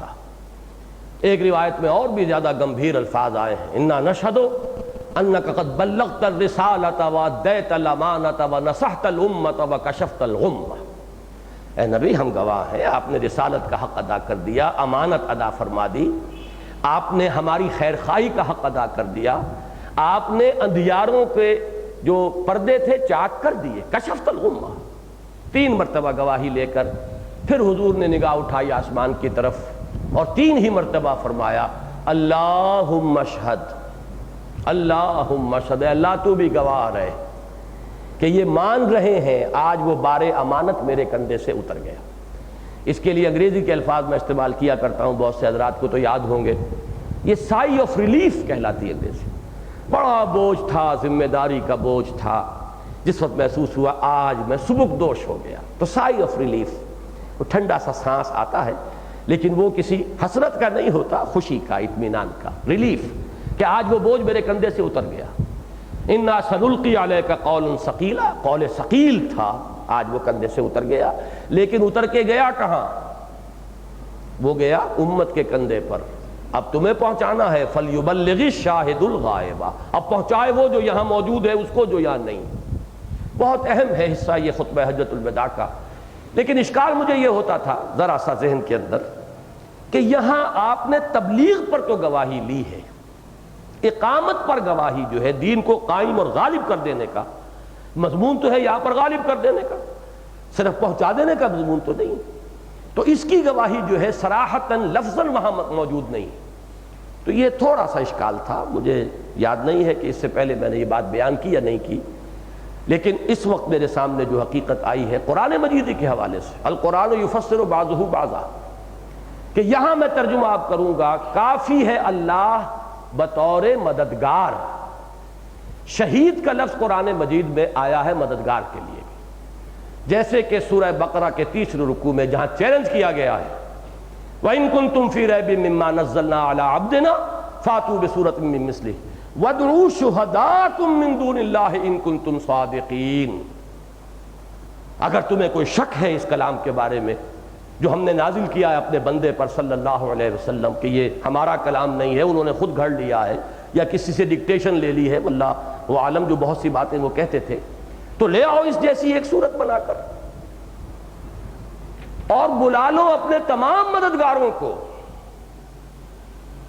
جو بھی مددگار ہوں، تمام خطیب، تمام ادیب، تمام شاعر، تمام جتنے بھی حکماء فلاسفہ ہوں، جمع کر لو اور مل جل کر وَدُعُوا شُهَدَاءَكُم مِّن دُونِ اللَّهِ إِن كُنتُمْ صَادِقِينَ، بلا لو اپنے مددگاروں کو اگر تم سچے ہو۔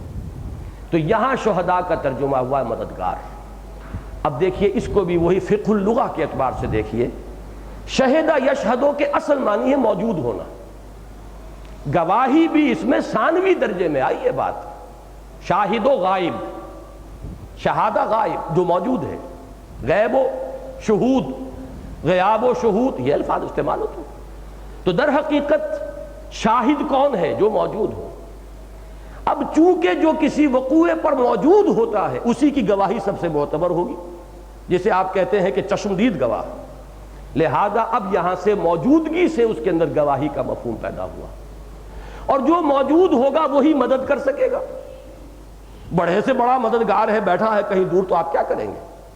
آپ کے لیے سچویشن تو اس وقت ہے جو کنفرنٹ آپ کر رہے ہیں، لہذا موجودگی ہی مدد کے لیے بھی گویا کہ شرط لازم ہے۔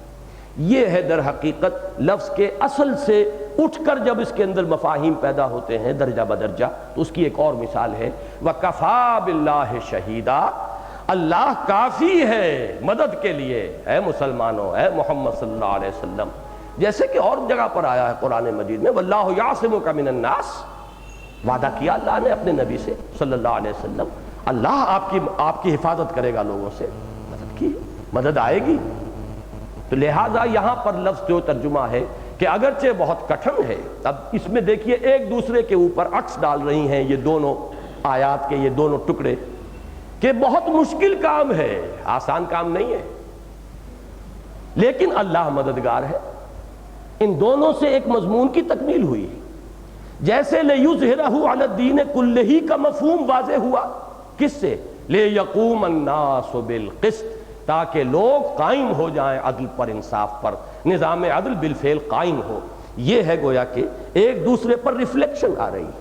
ایک دوسرے پر روشنی ڈال رہی ہیں آیات۔ اسی طریقے سے وَلَوْ كَرِهَ الْمُشْرِكُونَ، چاہے مشرک کتنا ہی ناپسند کریں، ناپسند کریں گے تو مخالفت کریں گے، مقابلے میں آئیں گے، روڑے اٹکائیں گے، جب زور چلے گا ماریں گے، قتل کریں گے، جو بھی کریں گے، جو بلال کے ساتھ کیا، جو خباب کے ساتھ کیا رضی اللہ تعالیٰ عنہما، سب کریں گے، زندہ جلائیں گے، سب کریں گے، لیکن کرنا ہے۔ اب اس کرنے میں تمہارے لیے وَمَا صَبْرُكَ إِلَّا بِاللَّهِ وَاصْبِرْ وَمَا صَبْرُكَ إِلَّا بِاللَّهِ، اے نبی صبر کیجئے، جمے رہیے، ڈٹے رہیے، اور آپ کا صبر تو اللہ ہی کے سہارے ہے، وہ سہارا ہے جو اس ٹکڑے میں آ گیا۔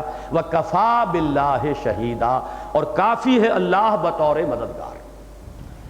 اس آیت کا اس طرز پر درس تو ختم ہوا، اب میں ایک بالکل نیا مضمون اسی آیت کے حوالے سے بیان کرنا چاہتا ہوں۔ پچھلی مرتبہ وقت بہت ہم نے کم لیا تھا، آج ذرا تھوڑی سی اس کی کمپنسیشن کرنی ہے، اور انشاءاللہ آپ کو دلچسپی محسوس ہوگی۔ بہت اہم مضمون ہے، لیکن میں اس کے لیے اب کوئی ایک علیحدہ سیشن نہیں لینا چاہتا۔ یہ مضمون ہے ختم نبوت کا۔ عام طور پر قرآن مجید میں ختم نبوت کی صرف ایک آیت سمجھی جاتی ہے، سورہ احزاب کی، ما کان محمد ابا احد من رجالکم ولکن رسول اللہ وخاتم النبیین، اسی پر ساری گفتگو ہوتی۔ میرے نزدیک ختم نبوت و رسالت کی اہم ترین آیت یہ ہے، لیکن بدقسمتی سے اس کی طرف توجہ نہیں ہوئی بالکل۔ یہ تو میرا تھیسس ہے، اب اس کے لیے کچھ مقدمات کے حوالے سے بات واضح ہو سکے گی۔ نمبر ایک، ختم کے دو معنی ہیں، ذرا اس کو صاف کر دو، آیتیں رہنے تو باقی سب صاف کر دو۔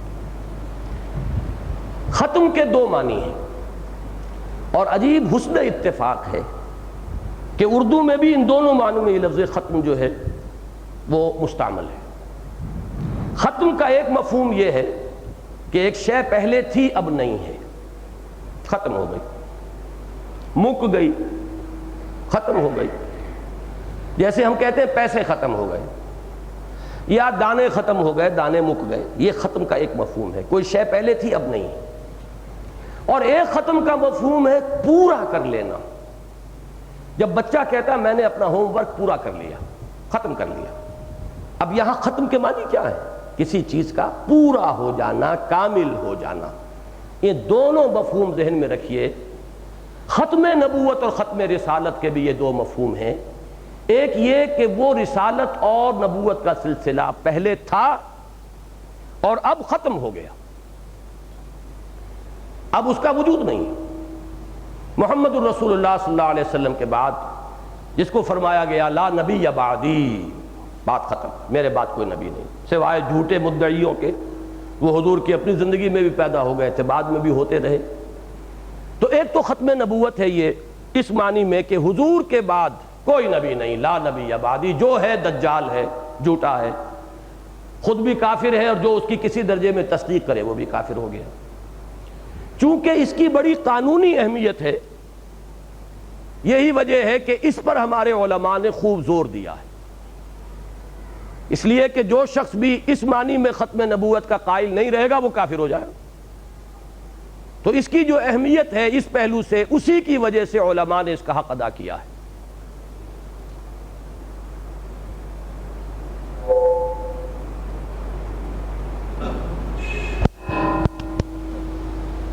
اور میں بھی یہ عرض کر دوں کہ اس موضوع پر علماء نے حق ادا کر دیا ہے، کوئی کسر نہیں رہ گئی ہے کہ جسے میں تو کیا کوئی اور شخص بھی پورا کرنے کی کوشش کرے، میری تو وہ حیثیت نہیں، مقام نہیں۔ خاص طور پر مولانا انور شاہ کاشمیری رحمۃ اللہ علیہ کی کتاب اس موضوع پر میں سمجھتا ہوں کہ حرف آخر ہے۔ لیکن اسی ختم نبوت اور رسالت کا ایک دوسرا پہلو یہ ہے، یہ ٹھیک چل رہا ہے،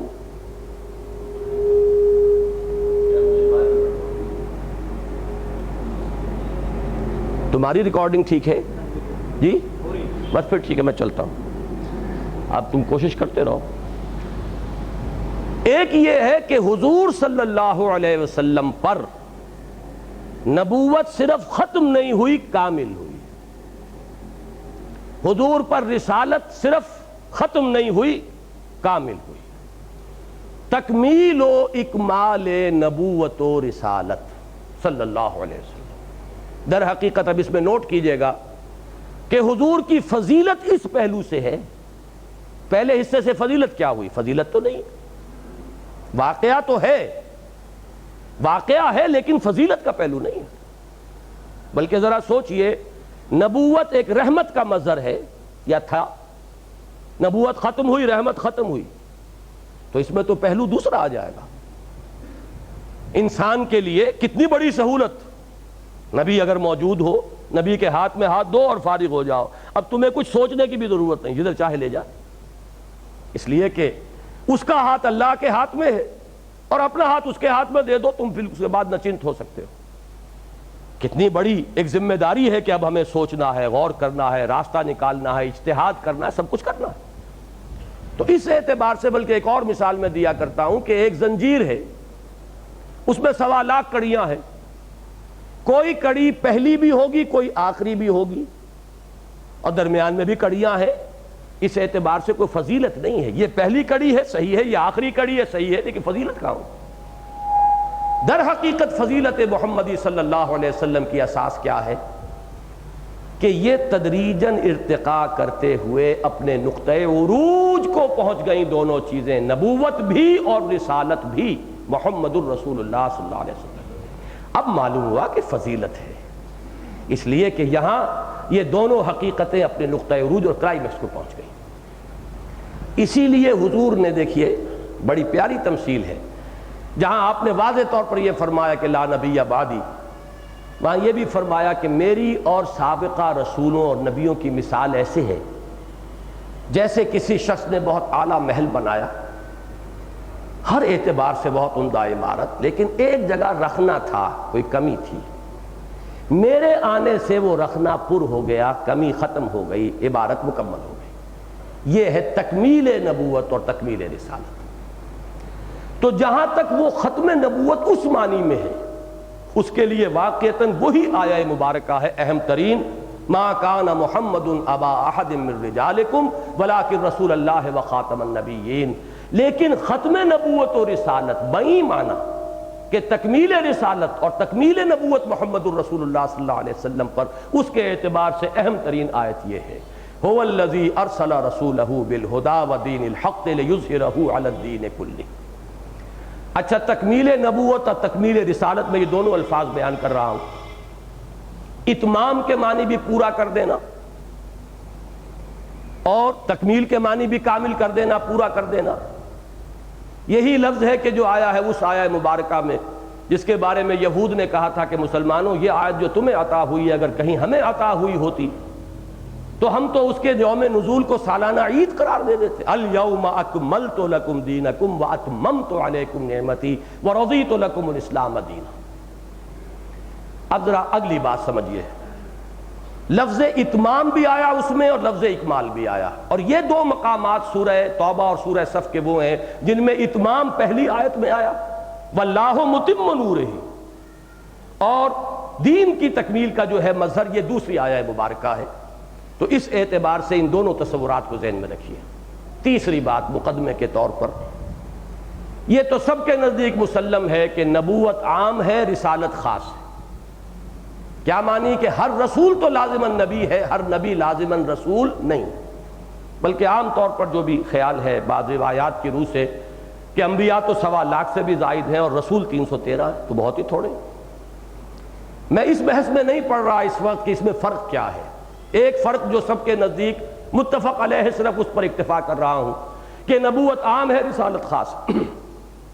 لیکن ایک بات اب یہاں نوٹ کیجئے، جو شخصیت نبی بھی ہے رسول بھی ہے، اس کی شخصیت میں ان دونوں چیزوں کا باہمی ربط کیا ہے، نسبت کیا ہے، اس کو سمجھیے اس اعتبار سے کہ اس شخصیت کے دو رخ ہیں، ایک اللہ کی طرف ہے جہاں سے وہ لے رہا ہے، وہی آ رہی ہے، ریسیپینٹ ہے، اور ایک خلق کی طرف ہے جہاں وہ پہنچا رہا ہے، اللہ سے لے رہا ہے اور پہنچا رہا ہے خلق کو۔ یہ لینے والا حصہ یا لینے والا رخ یہ نبوت ہے، اور پہنچانے والا حصہ یا پہنچانے والا رخ یہ رسالت ہے۔ اس کے ساتھ نوٹ کیجئے اسی کا ضمیمہ تیسرے پوائنٹ کا، یہی حکمت ہے کہ ختم کا لفظ نبوت کے ساتھ آیا، رسالت کے ساتھ نہیں آیا۔ لینے والا حصہ ختم ہوا ہے، وحی کا دروازہ بند ہو گیا جب الہدا آ گیا محمد الرسول اللہ صلی اللہ علیہ وسلم پر، تو وحی کی کھڑکی بند، نبوت ختم اس معنی میں۔ لیکن رسالت کا سلسلہ تو جاری ہے تا قیام قیامت۔ محمد الرسول اللہ صلی اللہ علیہ وسلم کا یہ رسالت ہے جو جاری ہے تا قیام قیامت۔ اس کے صرف دو مرحلے علیحدہ کر لیجئے کہ پہلے اس کے جملہ فرائض آپ نے ادا کیے، اگرچہ جملہ کا لفظ میں نے یہاں غلط بول دیا ہے، بنفس نفیس ادا کیے۔ اس کے بعد آپ نے امت کے حوالے کر دیا فَلْيُبَلِّغِ الشَّاهِدُ الْغَائِبَ۔ اب بواسطہ امت رسالت محمدی کا سلسلہ جاری ہے۔ پہلے حضور کا براہ راست تھا، اگرچہ اس وقت بھی حضور کے امتی آپ کے دست و بازو تھے۔ حضور نے پہنچایا تھا حضرت ابوبکر کو، اور حضرت ابوبکر نے پہنچایا 6 اور عشرہ مبشرہ میں سے چوٹی کے صحابہ تک، اور انہیں کھینچ کر لائے اور ڈال دیا محمد الرسول اللہ کی جھولی میں۔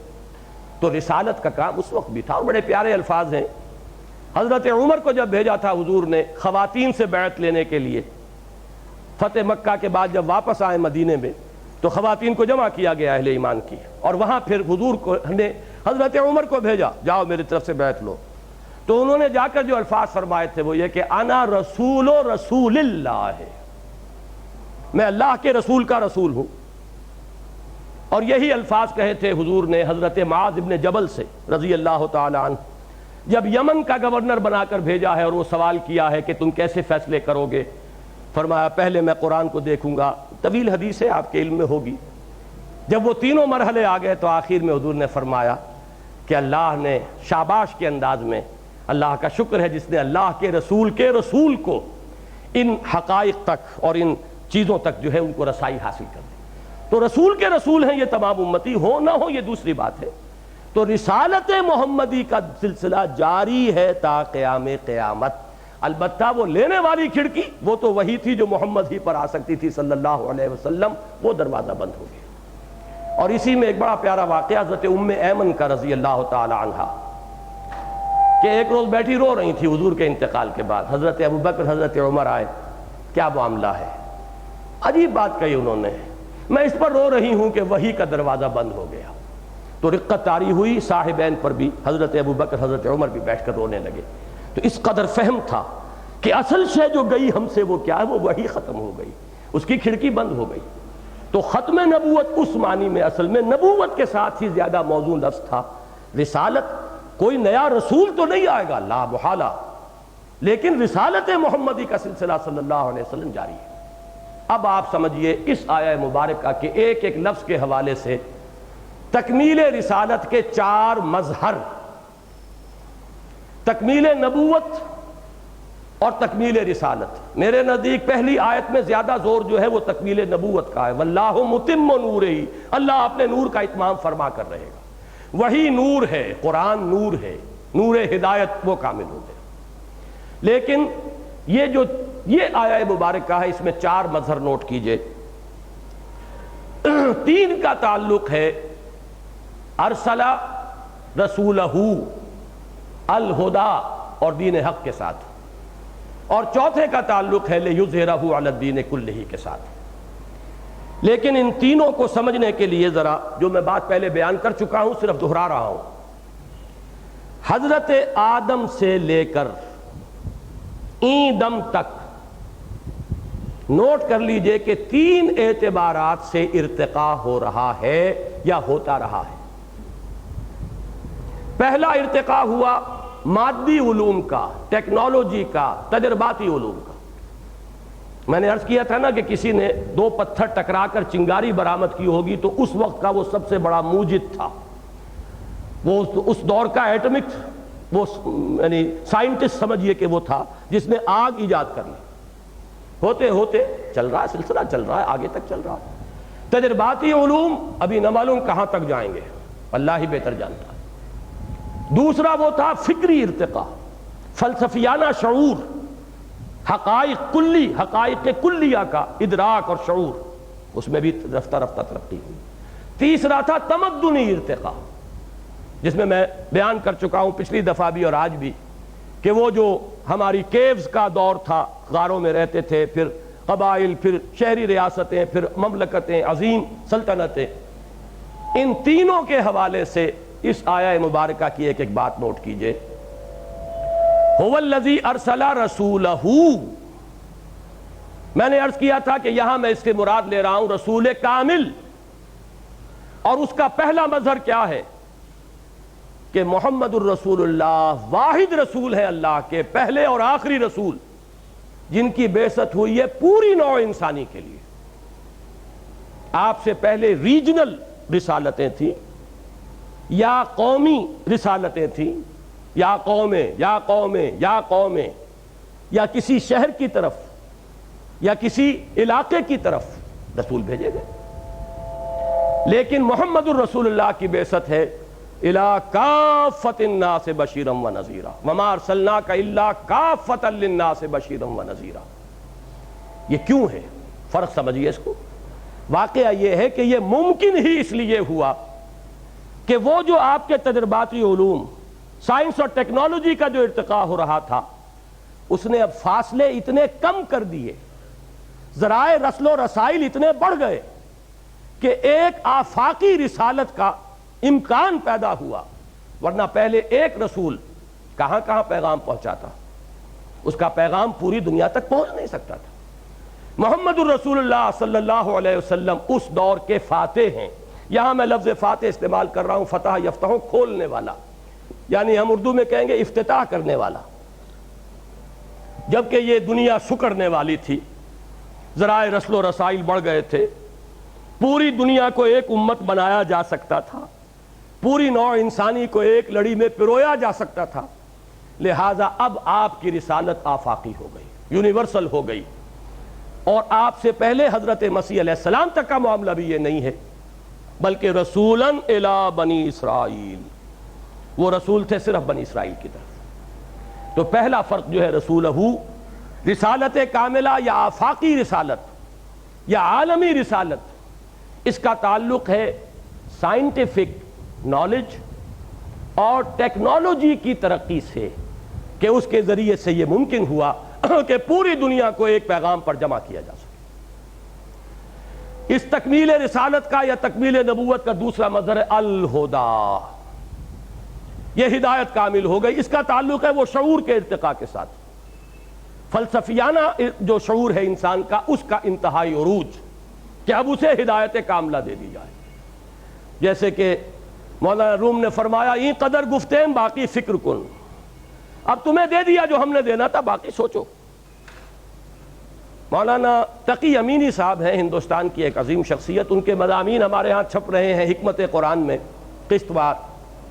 اس میں ان کے ایک عجیب اصطلاح ہے کہ شعور نبوت کا دور حضور پر ختم ہو گیا، اب شعور اجتہادی کا دور شروع ہو گیا۔ اب انسان جو ہے وہ انگلی پکڑ کر نہیں چلایا جائے گا، پہلے گویا کہ عہد طفولیت تھا، قدم قدم پر انگلی پکڑ کر چلانا ضروری تھا، بچہ تھا اب انسان۔ اب انسان بالغ ہو گیا، اسے اصول دے دیے گئے، لو جاؤ اب اپنا راستہ دیکھو، اپنی دونوں آنکھوں سے راستہ تلاش کرو۔ یہ شعور اجتہادی ہے جس کا دور ہے، اس لیے کہ اب قدم قدم کے اوپر وحی نہیں آئے گی، آپ کو قدم قدم پر رہنمائی نہیں ملے گی۔ اب آپ کے لیے وہ انگلی پکڑ کر چلانے کا دور ختم ہوا۔ گویا کہ دوسرا جو ارتقاء تھا، جو اپنی آخری حد کو پہنچ گیا تھا 7ویں صدی عیسوی میں، اس سے تعلق ہے تکمیل الہدیٰ کا۔ تیسرا دور، تیسرا ارتقاء تمدن کا ارتقاء۔ اس میں یہ سمجھتا ہوں کہ حضور کے زمانے کے بعد صرف ایک قدم انسان نے اور آگے بڑھایا ہے۔ ریاست کا تصور جو ہے اس وقت تک ابھی نہیں آیا تھا، سلطنت حکومت کا تو تھا، اور بڑی بڑی سلطنتیں قائم ہوئی حضور صلی اللہ علیہ وسلم سے پہلے بھی، اور حضور کے زمانے میں بھی 2 عظیم امپائرز تھیں۔ لیکن یہ ہے کہ اس سے آگے ایک قدم ضرور بڑھا ہے انسان کا، کہ ریاست اور ہے، حکومت اور ہے۔ حکومت تو در حقیقت ریاست کا ایک ایڈمنسٹریٹو آرگن ہے، اصل شے ریاست ہے، ہم وفادار ریاست کے ہیں، حکومت کے نہیں ہیں۔ حکومت کو تو ہم بدل سکتے ہیں، حکومت تو ہماری رائے سے بنے گی یا ختم ہوگی۔ یہ جو اس دور کا ایک مزید قدم ہے، یہ ارتقاء ہے جو بعد میں ہوا ہے۔ لیکن جہاں تک نظام اجتماعی کی گرفت کا تعلق ہے، کہ انسان جکڑا گیا نظام اجتماعی کی شکل میں، وہ اپنی انتہا کو پہنچ چکا تھا، لہذا دین حق بھی کامل کر کے دے دیا گیا۔ اب چوتھی چیز تھی کہ وہ کامل دین حق دے کر اگر صرف نظری طور پر قرآن مجید میں لکھا ہوا دے کر یا اور بھی 10 قرآنوں کے برابر مزید اس نظام کی تفاصیل بھی دے دیتے محمد الرسول اللہ صلی اللہ علیہ وسلم، وہ حجت نہ بن سکتی نوع انسانی پر جب تک کہ اسے قائم کر کے نہ دکھا دیا جاتا۔ اس لیے کہ بہتر سے بہتر نظام کتابوں میں لکھا جا سکتا۔ آپ کو معلوم ہے ارسطو کا بھی استاد تھا افلاطون، افلاطون کی کتاب، یا افلاطون شاگرد تھا، بہرحال یہ استاد شاگرد ہیں، افلاطون استاد تھا، ارسطو جو ہے شاگرد ہے۔ اس کی کتاب جو ہے ریپبلک آج تک موجود ہے۔ حضرت مسیح علیہ السلام سے یوں سمجھیے کہ 400 برس پہلے تو ہوگا، 300 BC میں ارسطو موجود تھا، سکندر کے ساتھ آیا تھا ایران تک، تو 2300 برس ایک کتاب کو ہو چکے، کتاب موجود ہے اور اسے مانا گیا ہے دنیا کے اندر کہ بڑی اونچی کتاب ہے، تبھی اس نے سروائیو کیا۔ اس میں اس نے ایک نقشہ پیش کیا ہے، وہ نقشہ جو ہے بیکار ہے، بے معنی ہے، حجت ہے ہی نہیں، اس لیے کہ قائم ہی نہیں ہوا دنیا میں کہیں۔ ایک خیالی جنت ہے، اعلیٰ سے اعلیٰ جنت کا نقشہ آپ کھینچ دیجئے، وہ تو قائم ہو تو پھر حجت بنے گا۔ یہ ہے وہ لِيُظْهِرَهُ عَلَى الدِّينِ كُلِّهِ وَلَوْ كَرِهَ الْمُشْرِكُونَ۔ اگر حضور اس نظام کو قائم کر کے نہ دکھا دیتے، اس کا ایک نمونہ عملاً دنیا کے سامنے نہ آ جاتا، یہ کبھی بھی حجت نہ بنتا نوع انسانی۔ یہی کہتے خیالی جنت ہے۔ ذرا سوچئے تو صحیح، کہیں ماننے والی بات ہے کہ سید القوم خادمہم شاعری معلوم ہوتی ہے معاذ اللہ، قوم کا سردار اس کا خادم ہوتا ہے، شاعری ہے کہ نہیں؟ ہم شاعری کہتے اگر ابو بکر اور عمر کی شخصیتیں تاریخی نہ ہوتی اور دنیا کے سامنے نہ ہوتی۔ وہ تھے کہ نہیں سید القوم، اور تھے کہ نہیں خادمہم، نقشہ عملاً آیا ہے۔ حریت اور آزادی کے وہ نمونے کہ گورنر نے اگر کہیں اپنے مکان کے باہر ڈیوڑی بنا لی ہے اور کوئی دربان کھڑا کر دیا ہے تو اسے بھی کہا گیا کہ اللہ نے لوگوں کو آزاد جانا تھا، ان کی ماں نے لوگوں کو آزاد جانا تھا، تم نے انہیں اپنا غلام کب سے بنا لیا؟ یہ حریت، یہ مساوات کہ خلیفہ وقت اور ایک خادم سفر کر رہے ہو بیت المقدس کا، اور ایک منزل میں خلیفہ اوپر بیٹھا ہو اور خادم آگے چل رہا ہو نکیل پکڑ کر، اور اگلی منزل میں خادم صاحب اوپر تشریف فرما ہو اور خلیفہ وقت جو ہے وہ نکیل پکڑے ہوئے پیدل چل رہے ہیں۔ یہ معلوم ہوتا کہ فیری ٹیلز ہیں، یہ کہانیاں ہیں، یہ انہونی باتیں ہیں، کوئی ہونے والی بات کرو۔ شاعری کرنے سے حاصل کیا ہے؟ اگر وہ نظام قائم کر کے چلا کر نہ دکھا دیا جائے تو لِيُظْهِرَهُ عَلَى الدِّينِ كُلِّهِ، تو یہ تو لازم تقاضا ہے تکمیل رسالت کا، اس لیے کہ رسالت کا اصل مفہوم ہے حجت قائم کر دینا، اس طرح پہنچا دینا کہ پھر غلط روی کے لیے، گمراہی کے لیے کوئی عذر باقی نہ رہ جائے۔ یہ جو اتمام حجت ہے اور ختم عذر ہے، قطع عذر، یہ اس کے بغیر ممکن نہیں تھا کہ لِيُظْهِرَهُ عَلَى الدِّينِ كُلِّهِ وَلَوْ كَرِهَ الْمُشْرِكُونَ وَكَفَى بِاللَّهِ شَهِيدًا۔ تو یہ تکمیل رسالت کے 4 مظہر آج آپ کے سامنے آ گئے۔ ختم نبوت 2 مفہوم، یعنی ایک نبوت کا سلسلہ بند، ایک تکمیل نبوت و رسالت۔ پہلی کے لیے وہی آیہ مبارکہ اہم ترین ہے، ما کان محمد ابا احد من رجالکم ولکن رسول اللہ وخاتم النبیین۔ دوسری کے لیے اہم ترین آیت یہ ہے۔ وہ رسالت جو ہے کس اعتبار سے، ایک آیت کے اندر 4 پہلو آ چکے ہیں، 5واں پہلو ایک اور ہے، وہ اگلی آیت میں آئے گا، جو ہمارے انشاءاللہ اگلے درس کا موضوع ہے۔ لیکن یہ کہ یہ 4 پہلو گن لیجئے، رسولہ، رسول کامل، آفاقی رسول، عالمی رسول، پوری نوع انسانی کی طرف مبعوث رسول، جس کا تعلق ہے وہ تجرباتی اور سائنٹیفک اور ٹیکنالوجیکل علوم کی ترقی سے۔ نمبر 2 تکمیل ہدایت، الہدا، جس کی حفاظت کا ذمہ اللہ نے لے لیا، پہلی کتابوں کی حفاظت کا ذمہ نہیں لیا، اس لیے کہ اب کھڑکی بند ہو رہی ہے ہمیشہ کے لیے۔ اب اس ٹیکسٹ کے اندر اگر کہیں کو گڑبڑ ہو جائے تو پھر ٹھیک کون کرے گا آ کر؟ اس کا ذمہ لیا ہے۔ یہ ہے دوسرا مظہر، تکمیل ہدایت الہدا کی شکل میں۔ تیسرا مظہر تکمیل دین، الیوم اکملت لکم دینکم، وہ المیزان، دین حق کی شکل میں کامل ہو گیا محمد الرسول اللہ صلی اللہ علیہ وسلم پر۔